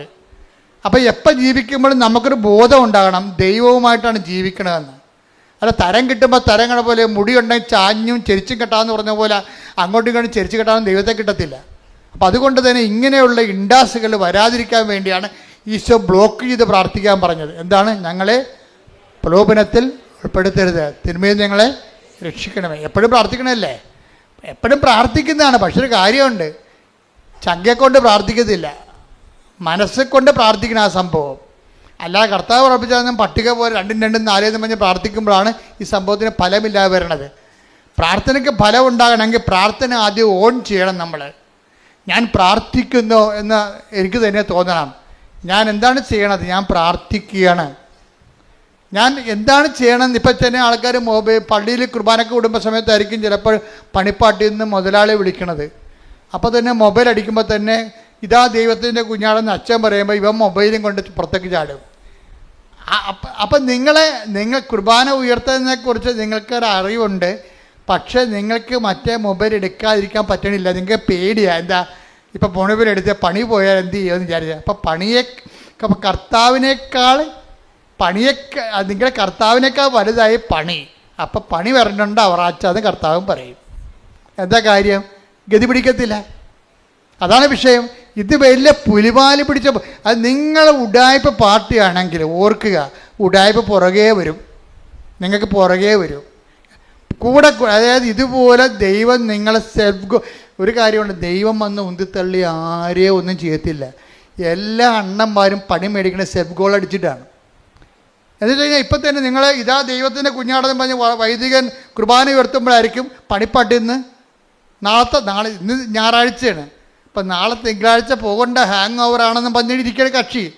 പിന്നെ അമ്മയെ ഭാര്യ തള്ളിപ്പറഞ്ഞ് ഉന്തിയിട്ടിട്ടാണ് പള്ളിയിൽ വന്ന് നിൽക്കണത്. അപ്പോൾ പകുതി മനസ്സ് ഇവിടെയും പകുതി മനസ്സ് വീട്ടിലും, അങ്ങനെ ഹാങ് ഓവറിലാണ് കുർബാനയും കൂടണത്. ഈ പന്നി എപ്പോഴും പണി മേടിക്കുന്ന കാര്യത്തിൽ ഉറപ്പായ കാര്യമാണത്. നിങ്ങൾ ദ്രവിച്ചു പോകുകയോ നിങ്ങളുടെ മക്കളൊക്കെ നിങ്ങൾക്ക് അനുഭവം ഉണ്ടാകാതിരിക്കുകയോ ചെയ്തിട്ടുണ്ടെങ്കിൽ നിങ്ങളെ പണ്ടോ ഏതോ ചെയ്ത നെറിവുകേടിന് ഇരന്നിരന്ന് പണി മേടിച്ചുകൊണ്ടിരിക്കുകയാണ്. നിങ്ങൾ ചെയ്തിരിക്കുന്ന എല്ലാം സെൽഫ് ഗോളുകളാണ് അടിച്ചിരിക്കുന്നത്. ദൈവത്തിൻ്റെ പണ്ട് മുതലുള്ള തന്ത്രം ഇതാണ്, ഒരു മനുഷ്യൻ നേരിട്ട് ഉപദ്രവിക്കത്തില്ല, അവൻ തന്നെ സെൽഫ് ഗോൾ അടിച്ചു പോകാൻ വേണ്ടി അവർക്ക് അവസരം കൊടുക്കും. അത് കർത്താവിന് അറിയാവുന്നതാണ് കർത്താവ് പറഞ്ഞത് ഇങ്ങനെ ഒരു അവസ്ഥ ഉണ്ട്, അതുകൊണ്ട് എപ്പോഴും പ്രാർത്ഥിക്കുമ്പോൾ ഞങ്ങളെ പ്രലോഭനത്തിൽ ഉൾപ്പെടുത്തരുത് എന്ന് പ്രാർത്ഥിക്കണം. പണി വരല്ലേ എന്ന് പ്രാർത്ഥിക്കണം. എന്നിട്ട് കർത്താവ് പറഞ്ഞെന്തറിയാവോ? കർത്താവ് നമ്മളെ ഉടമ്പടി എടുത്തവരെ യാത്രയാക്കുമ്പോൾ കർത്താവ് നൽകുന്ന ഒരു ആശീർവാദമുണ്ട്. എന്താണ്? ഉടമ്പടി എടുത്ത് ദൈവമായിട്ട് ഉടമ്പടിയിലായിട്ട് നിങ്ങൾ പുറത്തേക്ക് ഇറങ്ങുമ്പോൾ കർത്താവ് നൽകുന്നൊരു ആശീർവാദമുണ്ട്. നിങ്ങൾ ദൈവത്തിൻ്റെ ശിഷ്യന്മാരുടെ അതിനേക്കാൾ റോളിലല്ലേ വന്നത്. കർത്താവിൻ്റെ തുല്യ പങ്കാളികളായിട്ട് ദൈവം പറഞ്ഞത് അതുപോലെ നിബന്ധന പാലിച്ചോളാമെന്ന് പറഞ്ഞ് വിശുദ്ധിയോടെ ജീവിച്ച് സുവിശേഷത്തിൻ്റെ സാക്ഷ്യം ജീവിക്കാമെന്ന് പറഞ്ഞ് നമ്മൾ കർത്താവിൻ്റെ തിരുസന്നിധിയിൽ നിന്ന് ഒരു ഓത്തെടുത്ത് പുറത്തേക്ക് പോകുകയല്ലേ. അപ്പം അങ്ങനെ ദൈവത്തിന് പോകുമ്പോൾ എന്താ പറയണത്? ശിഷ്യന്മാരെല്ലാം കർത്താവിൻ്റെ അടുത്ത് നിന്ന് പോയപ്പോഴെന്താണ് ഈശോ പറഞ്ഞത്? 10:19 എടുത്ത് ലൂക്ക ശ്രദ്ധിക്കട്ടെ. ഹല്ലേലൂയ. ഹല്ലേലൂയ ഹല്ലേലൂയ ഹല്ലേലൂയ. യേശുവേ നന്ദി. ഹല്ലേലൂയ ഹല്ലേലൂയ. യേശുവേ ആരാധന ആരാധന ആരാധന ആരാധന. യേശുവേ നന്ദി. മഹത്വം മഹത്വം മഹത്വം. ഹല്ലേലൂയ ഹല്ലേലൂയ ഹല്ലേലൂയ. ലൂക്ക 10:19. ആ, ഇതാ ഇതാ പാമ്പുകളുടെയും പാമ്പുകളുടെയും തേളുകളുടെയും തേളുകളുടെയും ശത്രുവിന്റെ സകല ശക്തികളുടെയും മീതെ സകല ശക്തികളുടെയും മീതെ ചവിട്ടി നടക്കാൻ നിങ്ങൾക്ക് ഞാൻ അധികാരം തന്നിരിക്കുന്നു. അതാണ് ഈ പ്രയോഗം എന്ന് പറയണത്. യേശു കർത്താവാണെന്ന് അത്തരം കൊണ്ട് ഏറ്റു പറഞ്ഞുകൊണ്ട് ദൈവനെ മരിച്ചോന്ന് ഉയർപ്പിച്ചോന്നുകൊണ്ട് 10:9 അനുസരിച്ച് കൊണ്ടാണ് നമ്മൾ ഉപ്പ് പ്രയോഗിക്കുന്നത്. ഉപ്പല്ല അവിടെ പ്രശ്നം. ജോജി വൃത്തിയായിട്ട് പറയുന്നുണ്ട്. എന്താ പറയുക, ഉപ്പല്ല നമ്മൾ രക്ഷപ്പെടുത്തുന്നത്. പിന്നെന്താണ്?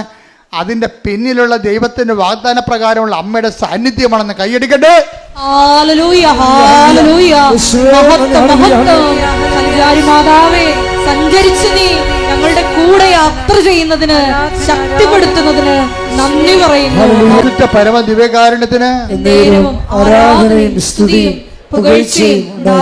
അപ്പൊ ഇപ്പൊ എംപവർ ചെയ്താണ് വിടുന്നത്. പവർ അടിച്ചാൽ പോണ ഇവിടുന്ന്. എന്താ കാര്യം?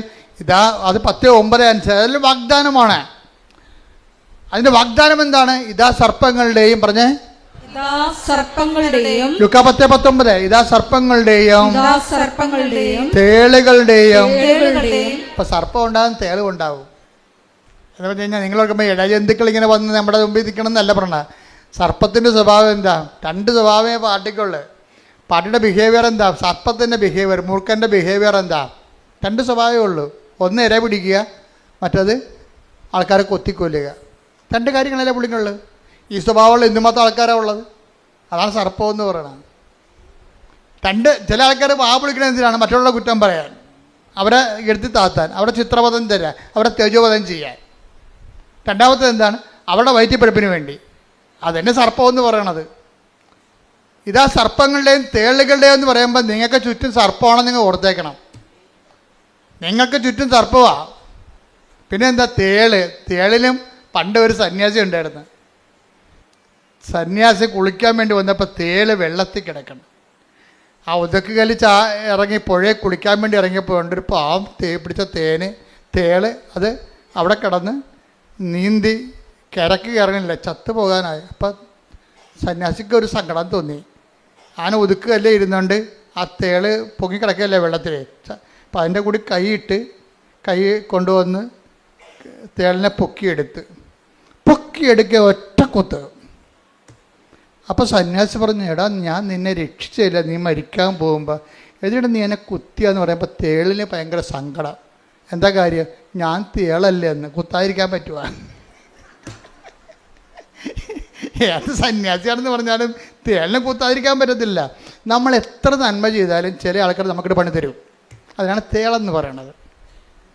അതാണ് ലൂക്ക 10:19. എന്താണ്? ഇതാ പറഞ്ഞ ഇതാ സർപ്പങ്ങളുടെയും തേളിന്റെയും ശത്രുവിന്റെ സകല. അപ്പൊ ശത്രുവിന് സകല ശക്തികളുണ്ടേ. ഇപ്പൊ ഈ മനുഷ്യന് 20 കൊല്ലമായിട്ട് സർട്ടിഫിക്കറ്റ് തിരുത്താൻ നടക്കുകയാണ്. ഈ വില്ലേജ് ഓഫീസ് മാറി വരുന്ന വില്ലേജ് ഓഫീസറും അതുപോലെ തന്നെ തഹസീൽദാരും RDO ഒക്കെ പറഞ്ഞ എല്ലാ പേപ്പറും കൊണ്ടുവന്നിട്ടും ഒരു മനുഷ്യനും ഒപ്പിടത്തില്ല. തട്ടി ആ ജീവിതം ഒരു പരുവത്തിലാക്കി. ഗതികിട്ട പ്രേതം പോലെ ഈ മനുഷ്യൻ ചെവി ചെമ്പരത്തിപ്പൂം വെച്ച് നടക്കുകയാണ്, തെക്ക് വടക്ക് നടക്കുകയാണ്. അപ്പോഴാണ് അറിഞ്ഞത് ആലപ്പുഴത്തെ മാതാവ് സർട്ടിഫിക്കറ്റ് തിരുത്തണുണ്ടെന്ന്. ആ മനുഷ്യൻ ഇവിടെ വന്ന് അമ്മയുടെ നിന്ന് ഉപ്പ് കൊണ്ടുപോയിക്കൊണ്ട് വില്ലേജ് ഓഫീസിൽ ഇട്ടേച്ച് വിശ്വാസപ്രമാണം ചൊല്ലി. അപ്പോൾ അയാൾ പറഞ്ഞു, ഞാൻ ഈ ഉപ്പിടുമ്പോൾ വിശ്വാസപ്രമാണം ചൊല്ലിക്കൊണ്ടിരിക്കുകയാണ്. എന്താണ്? യേശു കർത്താവാണ്. വില്ലേജ് ഓഫീസറല്ല കർത്താവ്, യേശുവാണ് കർത്താവ്. അതാണ്, യേശു കർത്താവാണ്. തഹസിൽദാരല്ല കർത്താവ്, ഗവൺമെൻറ് നിയമങ്ങളല്ല കർത്താവ്, യേശുവാണ് കർത്താവ്. അപ്പോൾ യേശു കർത്താവാണെന്ന് പറയുമ്പോൾ നിങ്ങൾ എന്ത് ചെയ്യണം? ഇത്രയും നാളും നമ്മൾ മനസ്സിലാക്കി വെച്ചിരിക്കുന്ന അധികാരികളെയും കർത്താക്കന്മാരൊക്കെ ആ പീഠത്തിൽ നിന്ന് ഇറക്കി വെക്കണം. നിങ്ങളുടെ പല കാര്യങ്ങളും നടക്കാത്തതിൻ്റെ കാരണം നിങ്ങളെ പല ആൾക്കാരെയും ദൈവത്തിൻ്റെ സ്ഥാനത്തെടുത്ത് വെച്ചിട്ടുണ്ട്. അതാണ് പ്രശ്നം. ബൈബിൾ പറഞ്ഞത് എന്താണ്? ദൈവത്തിൻ്റെ സ്ഥാനത്ത് പീഠത്തെ കയറ്റി വെച്ചിരിക്കുന്ന അണ്ണന്മാരെല്ലാം താഴെ ഇറക്കണം. എന്താണ് ഒരാൾ മാത്രമാണ് നിങ്ങളുടെ മരിച്ചിട്ട് ഉയർത്തെന്നേറ്റത്, ഒരാൾ മാത്രമാണ് നിങ്ങളുടെ ഭാരങ്ങളും പാപങ്ങളും ഏറ്റെടുത്തത്. അവരെ പിതാവായ ദൈവം മഹത്വപ്പെടുത്തി ഉയർത്തെഴുന്നേൽപ്പിച്ചപ്പോഴേ മരണത്തിന് ഞാൻ നാഥനായിരിക്കുന്നവനെ കർത്താവ് അത് യേശുക്രിസ്തുവാണ്. കൈയടിക്കട്ടെ.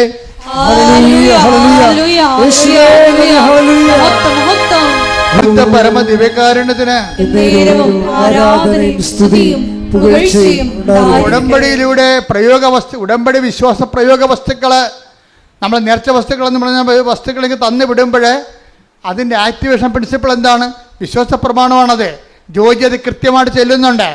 അപ്പം നമ്മൾ ചുണ്ടേ കൊണ്ട് എന്ത് ചെല്ലിയാലും അതിൻ്റെ വേര് ചങ്കിലുണ്ടാകണം. നമ്മളൊരു സാധനം ആക്ടിവേറ്റ് ചെയ്യുമ്പോൾ സ്വാഭാവികമായിട്ടും നമ്മുടെ ഉള്ളിൽ കുറിക്കണം ഞാൻ എന്താണ് പറയണതെന്ന്. അതുകൊണ്ടാണ് ഈശോ പറഞ്ഞത് യേശു കർത്താവാണെന്ന് നിങ്ങൾ അത്തരം കൊണ്ട് ഏറ്റു പറയുമ്പോൾ ആ അത്തരം കൊണ്ട് ഏറ്റു പറയുന്നത് ആക്ടിവേറ്റ് ചെയ്യണമെന്നുണ്ടെങ്കിൽ ദൈവം മരിച്ചൊന്ന് ഉയർപ്പിച്ചെന്ന് നിങ്ങളുടെ ഹൃദയത്തിൽ വിശ്വസിക്കണം. പ്രാർത്ഥിക്കുക, കർത്താവായ ദൈവമേ, നീയാണ് കർത്താവെന്ന് ജീവിത രംഗങ്ങളിലെ ഞങ്ങൾ ഏറ്റുപറയുന്ന ഓരോ ശ്വാസത്തിലും എന്റെ കർത്താവേ, എന്റെ ചങ്കില് ഞാൻ വിശ്വസിക്കുന്ന നിന്നെ പിതാവായ ദൈവം ഉയർപ്പിച്ചുവെന്ന് ഞാൻ നിന്റെ വിശ്വാസത്തിലെ ഉയർപ്പിന്റെ സാക്ഷിയായി ജീവിക്കുവാൻ സഹായിക്കണമേ.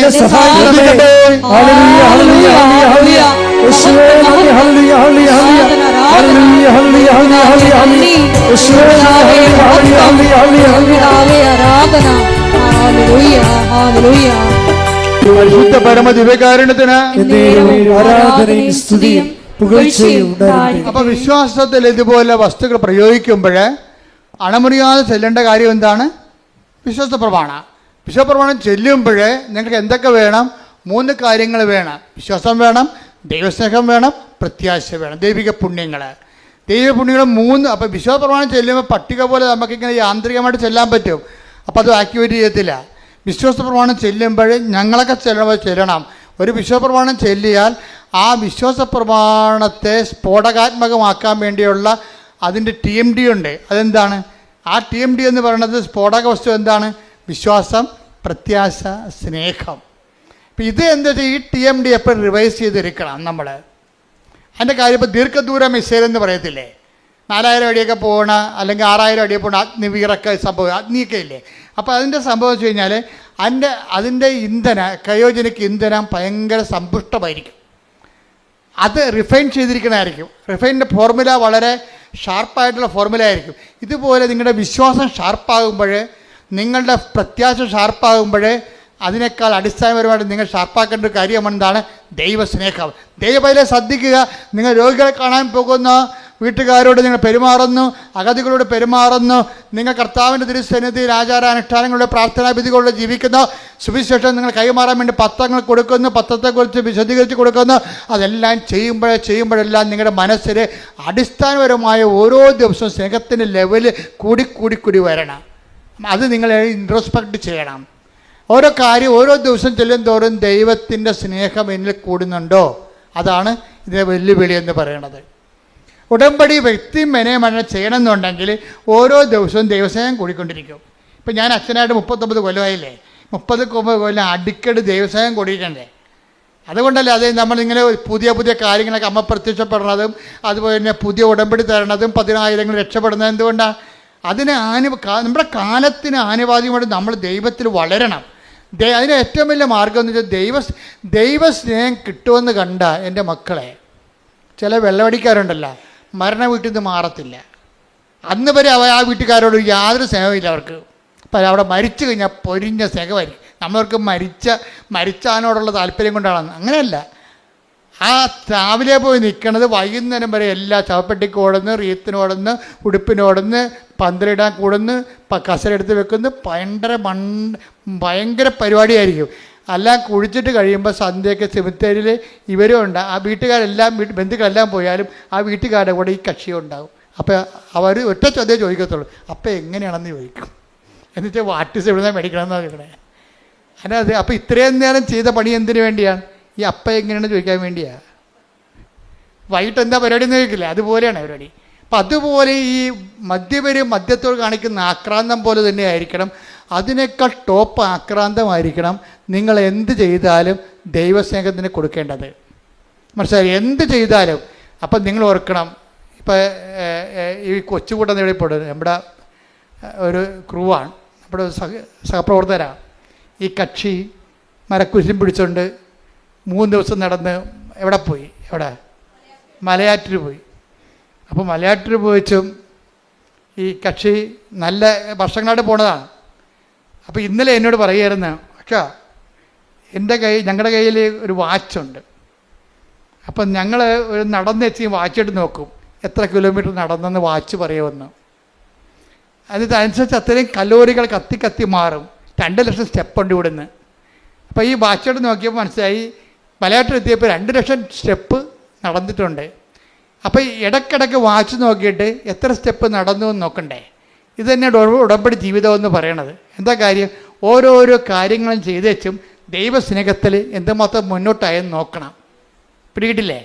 ഓരോരോ ഘട്ടങ്ങൾ പിന്നിടുമ്പോഴും ഓരോരോ ഉടമ്പടി എക്സസൈസ് ചെയ്ത് കഴിയുമ്പോഴും ദൈവസ്നേഹത്തിൽ നിങ്ങൾ എന്തുമാത്രം വളർന്നുവെന്ന് നോക്കണം. അങ്ങനെ ദൈവസ്നേഹത്തിൻ്റെ വളർച്ച ഒരു ആക്രാന്തം വെച്ച് കഴിഞ്ഞാൽ ബാക്കി 2 ഓട്ടോമാറ്റിക്കായിട്ട് സെറ്റ് ചെയ്യും. എന്തൊക്കെയാണ്? പ്രത്യാശയും അതുപോലെ തന്നെ വിശ്വാസവും. നിങ്ങൾ വിശ്വാസത്തിന് അമിത പ്രാധാന്യം കൊടുക്കരുത്. മനസ്സിലായി? അണ്ടേ കൊണ്ടേ വളവടക്കം വെക്കണവരിരിക്കും. വിശ്വാസത്തിനല്ല പ്രാധാന്യം കൊടുക്കേണ്ടത്. നിങ്ങൾ ദൈവസ്നേഹത്തിന്, കാര്യം സ്നേഹമാണ് എല്ലാത്തിനെയും വലുതെന്ന് അത് ആര് പറഞ്ഞിട്ടുണ്ട്? പൗലോസ് അപ്പോസ്തലൻ പറഞ്ഞിട്ടുണ്ട് അല്ലേ? സ്നേഹം എല്ലാത്തിനെയും അതിജീവിക്കുന്നു പറയും. ഇപ്പോൾ വിശ്വാസം, പ്രത്യാശ, സ്നേഹം ഇത് ഏറ്റവും വലുത്. Take the word of God 1 Corinthians 13 ശ്രദ്ധിക്കട്ടെ. ഹല്ലേലൂയ. 1 Corinthians 13:13. 1 Corinthians 13:13.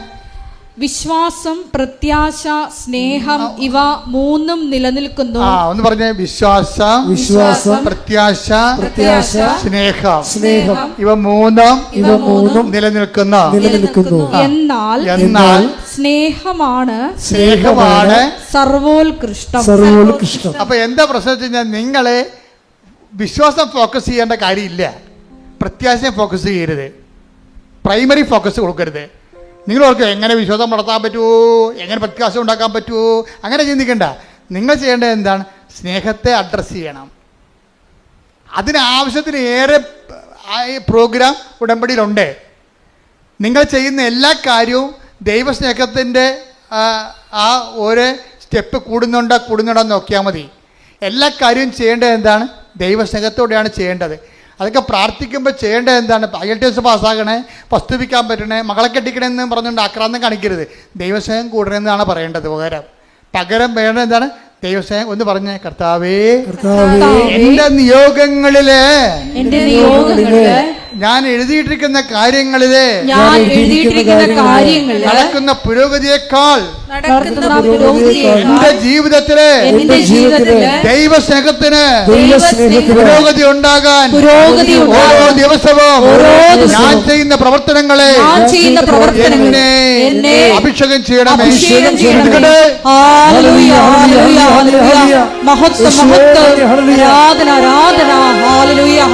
ദൈവസ്നേഹം എന്ന് പറഞ്ഞാൽ എന്താ കാര്യം അറിയാമോ? ഒരു ഉദാഹരണം ഞാൻ പറയാം. ഈ ജോജി ഉണ്ടല്ലോ, ഈ ജോജി ഒരു ദിവസം ചേർത്തല ബസ് സ്റ്റാൻഡ്, ഇവിടുന്ന് ഉടമ്പടി പുതുക്കി ചേർത്തല ബസ് സ്റ്റാൻഡിൽ ചെന്നപ്പോഴേ അവിടെ ഒരു കൃപാസനം പത്രം അവിടെ ഒരു റെയിൽവേ സ്റ്റേഷനിൽ ബെഞ്ചിലിരിക്കണ. അപ്പോൾ ഉടനെ ജോജിയുടെ തൊണ്ടയിടറി എൻ്റെ അമ്മേ എന്ന് വിളിച്ചു. എന്താ കാര്യം?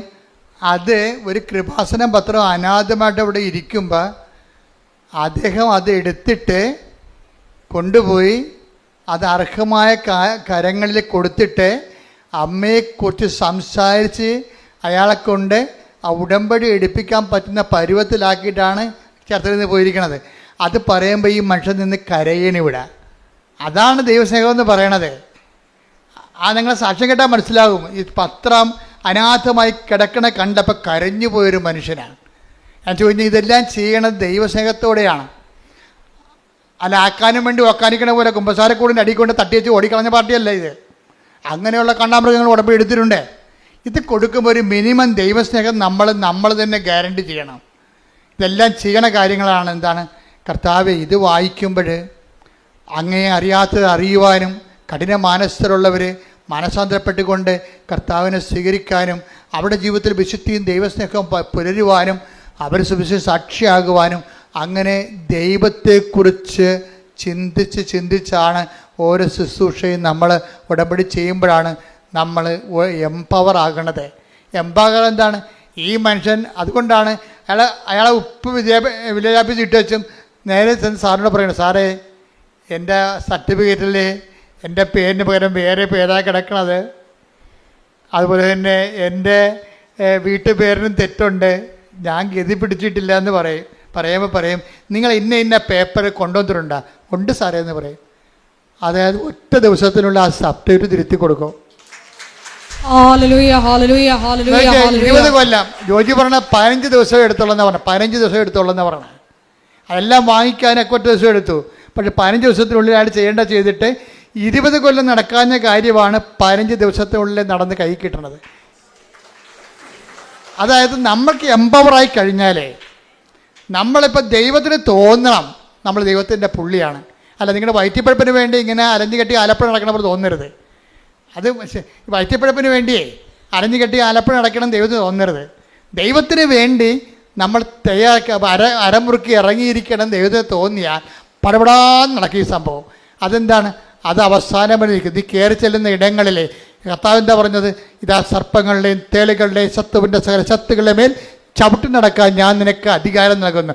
അപ്പം നിനക്ക് വിശ്വാസം മൂക്കുന്നതനുസരിച്ച് ദൈവസ്നേഹം വർദ്ധിക്കുന്നതനുസരിച്ചുകൊണ്ട് നിനക്ക് ദൈവത്തിന്റെ അധികാരമാണ് വർദ്ധിക്കുന്നത്. കൈയടിക്കട്ടെ.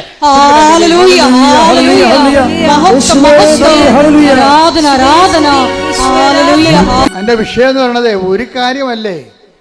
അതായത് അടുത്ത കാര്യം ഇദ്ദേഹം പറയണത്, അദ്ദേഹത്തിന് മകൾക്കൊരു പ്രശ്നമുണ്ട്. 14 വയസ്സുണ്ട്. അവൾക്ക് 2 വയസ്സ് തൊട്ട് തുടങ്ങിയ പരിപാടിയാണ്. ഭക്ഷണം കഴിക്കുമ്പോൾ ശ്വാസം അടച്ചു പോകും. ഭക്ഷണം കഴിക്കുമ്പോൾ ശ്വാസം അടക്കും. പിന്നെ തൊണ്ട കുരുങ്ങി ഛർദ്ദിക്കും.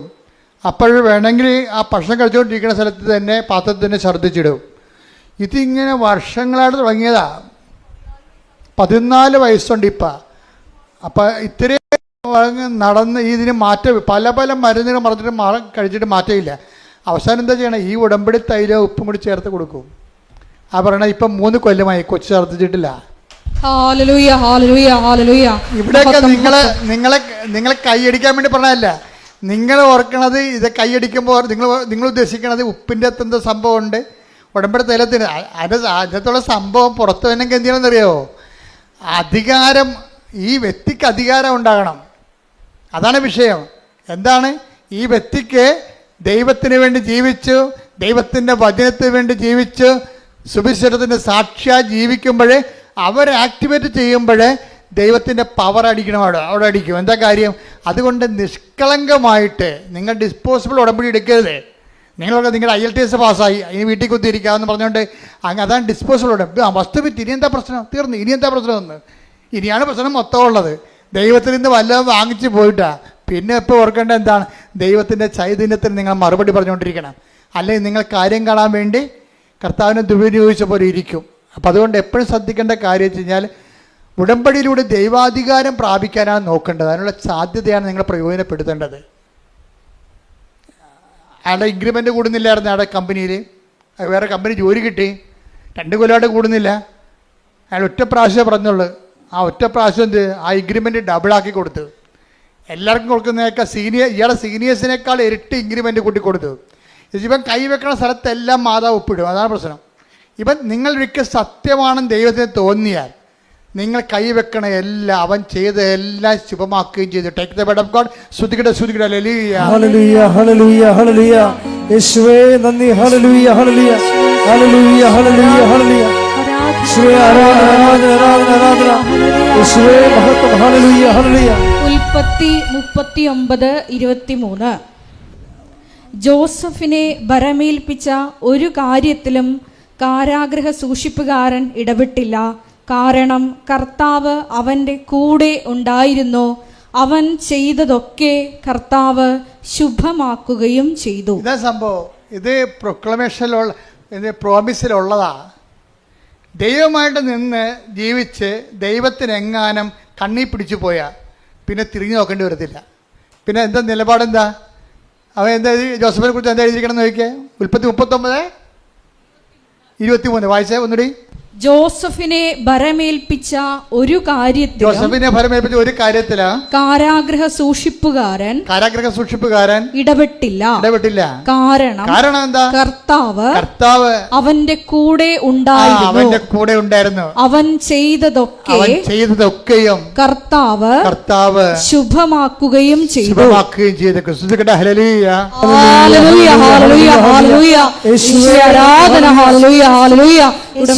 ഞങ്ങളോട് കൂടെ സഞ്ചരിച്ച് എല്ലാം ശുഭമാക്കുന്ന ദൈവമാതാവിന്റെ സാന്നിധ്യത്തിന് നന്ദി പറയുന്നു. ഹല്ലേലൂയ. എല്ലാവരും എഴുന്നേക്കട്ടെ. നമ്മൾ ആദ്യം പാടിയ പാട്ടില്ലേ, അത് നമുക്കൊരു പാടാം. പാടിക്കൊണ്ട് രോഗസൗഖ്യ പ്രാർത്ഥനയ്ക്ക് പ്രവേശിക്കാം. അച്ഛൻ വന്ന് കയറിയപ്പോ പാടിയ പാട്ടില്ലേ,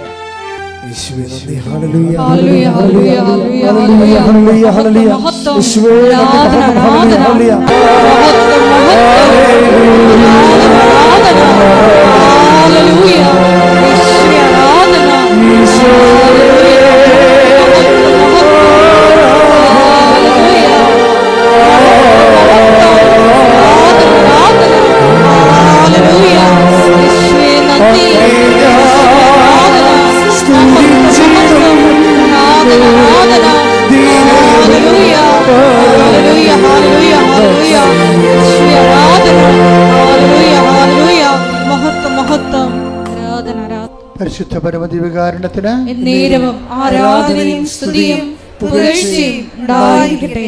എൻ്റെ പ്രിയപ്പെട്ടവരെ, രോഗസൗഖ്യ പ്രാർത്ഥനയിലേക്ക് നമ്മൾ പ്രവേശിക്കുകയാണ്. അച്ഛൻ വിവിധമായ രോഗങ്ങളെ ശാസിച്ച് കർത്താവിൻ്റെ നാമത്തിൽ ഉച്ചാരണം ചെയ്യുന്ന പ്രാർത്ഥന ചെല്ലുമ്പോൾ നിങ്ങൾ സ്തുതിച്ചുകൊണ്ടിരുന്നാൽ മതി.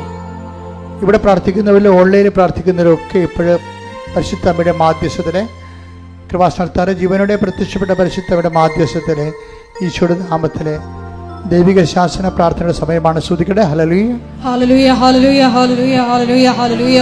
കർത്താവിന്റെ ഉന്നതമായ നാമത്തിന് സ്തോത്രം ചെയ്യുന്നു. കർത്താവിന്റെ വിശുദ്ധ പൗരോഹിത്യത്തെ മഹത്വപ്പെടുത്തണമേ. കർത്താവ് സഭയിലുള്ള സാന്നിധ്യം പ്രകടമാക്കണമേ. കർത്താവിന്റെ വിശുദ്ധ പൗരോഹിത്യത്തെ മഹത്വപ്പെടുത്തണമേ. കർത്താവ് സഭയിലുള്ള സാന്നിധ്യം പ്രകടമാക്കണമേ.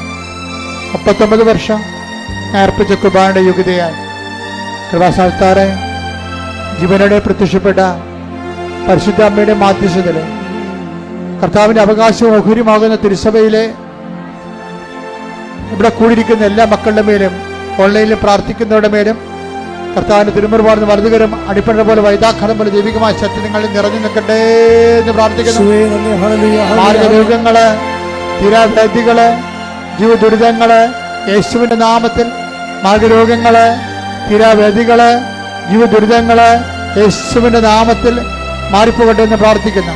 സന്ധിബന്ധങ്ങളില്, മാംസപെസ്സുകളില്, രക്തഞരമ്പുകളില്, ശരീരകോശങ്ങളില് കർത്താവിന്റെ രക്തം പടരട്ടെ എന്ന് പ്രാർത്ഥിക്കുന്നു.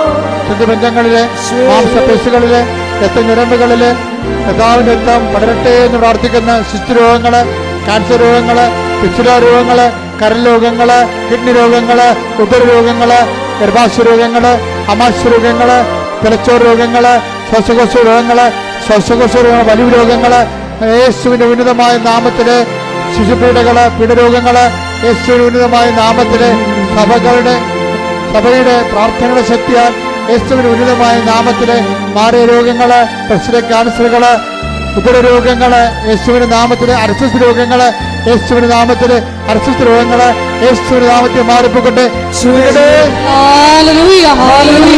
പരമദിവ്യകാരുണ്യത്തിന് എന്നേരവും ആരാധനയും സ്തുതിയും പുകഴ്ചയും ഉണ്ടായിരിക്കട്ടെ. മക്കളെ, പരീക്ഷ എഴുതുന്ന കുഞ്ഞുങ്ങള്, പരീക്ഷ റിസൾട്ട് പ്രതീക്ഷിക്കുന്ന കുഞ്ഞുങ്ങള്, അവർക്ക് ഉപരി വിദ്യാഭ്യാസത്തിന് ആവശ്യമായ റിസൾട്ടുകൾ ലഭിക്കുന്നതിന് വേണ്ടി ദൈവത്തിന്റെ കരുണയ്ക്ക് വേണ്ടി പ്രാർത്ഥിക്കുന്ന, അതുപോലെ തന്നെ വസ്തു വിൽക്കാൻ ആഗ്രഹിക്കുന്നവർ, വിറ്റുമാറാത്തവർ, അതിൻ്റെ പേരിൽ കടങ്ങൾ പരിഹരിക്കാൻ പറ്റാത്തവർ, ജപ്തി നടപടികൾ നേരിടുന്നവർ, ജോലിക്ക് ഇൻ്റർവ്യൂ ടെസ്റ്റ് അതിനൊക്കെ പോകുന്നവരെ, അതിന് റിസൾട്ട് പ്രതീക്ഷിക്കുന്നവർ ഒക്കെ ഇപ്പോൾ സമർപ്പിച്ച് പ്രാർത്ഥിക്കുന്ന സമയമാണ്. വൈവാഹിക ജീവിതത്തിൻ്റെ തടസ്സങ്ങൾ വർഷങ്ങളായിട്ടും വിവാഹം ഒത്തുവരാത്തവർ, വിവാഹത്തിന് പിരിഞ്ഞുപോയ ദമ്പതികൾ ഒരുമിച്ച് താമസിക്കാൻ ആഗ്രഹിക്കുന്നവർക്ക് കർത്താവിൻ്റെ കൃപ ലഭിക്കുന്നതിനെ പ്രാർത്ഥിക്കുന്ന, മക്കളില്ലാത്തവർ, അതുപോലെ വീടില്ലാത്തവർ, വഴിയില്ലാത്തവർ, പലതരത്തിലുള്ള വിഷമത അനുഭവിക്കുന്ന സാങ്കേതികവും നിയമപരമായ കുരുക്കിൽ അകപ്പെട്ടിരിക്കുന്നവരെ കർത്താവിൻ്റെ കൃപയിൽ അതെല്ലാം വിട്ടുമാറുന്നതിന് വേണ്ടി പ്രാർത്ഥിക്കുന്നു. അന്യരാജ്യങ്ങളിൽ വിദേശ രാജ്യങ്ങളിൽ വിസ പ്രോസസ്സിംഗ് നടക്കുന്നവരെ, വിസ വീണ്ടും പുതുക്കി കിട്ടാത്തവരെ, അതുപോലെ തന്നെ പലതരത്തിലുള്ള ജീവിത പ്രശ്നങ്ങൾ അനുഭവിക്കുന്നവരെ, തൊഴിൽ പ്രശ്നം അനുഭവിക്കുന്നവരെ, അവിടെ മേലെല്ലാം ദൈവത്തിൻ്റെ ശക്തി ആവശ്യിക്കുന്നതിന് വേണ്ടി പ്രാർത്ഥിക്കുന്ന പഠിക്കുന്ന കുഞ്ഞുങ്ങൾ, കൊച്ചുമക്കൾ, ഗർഭിണികൾ, ഗർഭിണിയുടെ രോഗങ്ങൾ, അതുപോലെ ആശുപത്രിയിൽ ആയിരിക്കുന്ന മക്കള്, അവിടെ മേലെല്ലാം കർത്താവിന്റെ കണ്ണയ്ക്ക് വേണ്ടി ഇടിമുഴക്കം പോലെ സ്തുതിക്കട്ടെ. ഉന്നതമായ നാമത്തിന് സ്തോത്രം ചെയ്യുന്ന കർത്താവ്, നിന്റെ വിശുദ്ധ പൗരോഹിത്യത്തെ മഹത്വപ്പെടുത്തണമേ. കർത്താവ്, സഭയിലുള്ള സാന്നിധ്യം ദൃഢമാക്കണമേ. 39 വർഷം അർപ്പിച്ച കുർബാനയോഗ്യതയാ ജോലിയില്ലാത്തവര്, വീടില്ലാത്തവര്, വെളിച്ചമില്ലാത്തവര്, വഴിയില്ലാത്തവര്, കർത്താവ് എല്ലാ തരത്തിലുള്ള തടസ്സങ്ങൾക്ക് ജപ്തി നടപടികളെ, സാമ്പത്തിക കടങ്ങളാൽ കുട്ടികൾ വരുമാന മാർഗമില്ലാത്തവർ, ജീവിതമാർഗം മുട്ടിപ്പോയവര്, കർത്താവ് സാമ്പത്തിക കടങ്ങൾ അവകാശിക്കുന്ന കടക്കാർ, കടം കൊടുത്തു വിടാതെ കർത്താവ് നാടുവിട്ടു പോയാലെന്ന് ചിന്തിക്കുന്നവര്, ഇങ്ങനെ വ്യത്യസ്തങ്ങളായ ജീവിത രീതികളിൽ ബാങ്ക് ജപ്തികളും നടപടികളുണ്ടായി സാമ്പത്തിക നടപടി നേരിടുന്നവരെ, പോലീസ് നടപടി നേരിടുന്നവരെ, കോടതി നടപടി നേരിടുന്നവരെ, യേശു ക്രിസ്തുവിന്റെ ഉന്നതമായ നാമത്തില് മാർഗ തടസ്സങ്ങള് യേശുവിന്റെ നാമത്തിൽ മാറിപ്പോകട്ടെ. മഹത്വം, ആരാധന. ഒരിക്കൽ കൂടി മരിയൻ ഉടമ്പടിയിൽ സമർപ്പിച്ചിരിക്കുന്ന എല്ലാ വിഷയങ്ങളും ദൈവമാതാവിൻ്റെ മധ്യസ്ഥയിൽ ദിവ്യകാരുണ്യ സന്നിധിയിൽ നമുക്ക് സമർപ്പിച്ച് പ്രാർത്ഥിക്കാം. ദൈവസ്നേഹമാണ് ഏറ്റവും വലുതെന്ന് തിരുവചനത്തിലൂടെ ഈശോ വെളിപ്പെടുത്തുകയായിരുന്നു. ദേവാലയത്തിലേക്ക് കയറുമ്പോൾ സൂക്ഷ്മതയുള്ളവനായിരിക്കണം എന്ന തിരുവചനത്തിലൂടെ ഉടമ്പടി നിബന്ധനകൾ വിശ്വസ്തതാപൂർവം സൂക്ഷ്മതയോടെ പാലിക്കുവാൻ വലിയ അഭിഷേകം ഞങ്ങൾക്ക് തരണമേ എന്ന് പ്രാർത്ഥിച്ചുകൊണ്ട് ശിരസ് നമിച്ച് നമുക്ക് ദിവ്യകാരുണ്യനാഥന്റെ ആശീർവാദം സ്വീകരിക്കാം.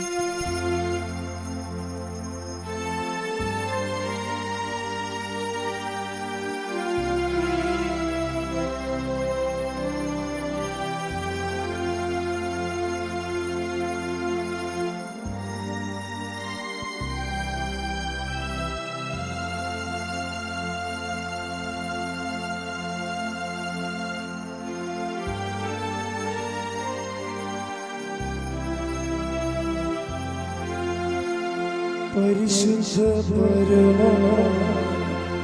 ദിവ്യകാരുണ്യമേ,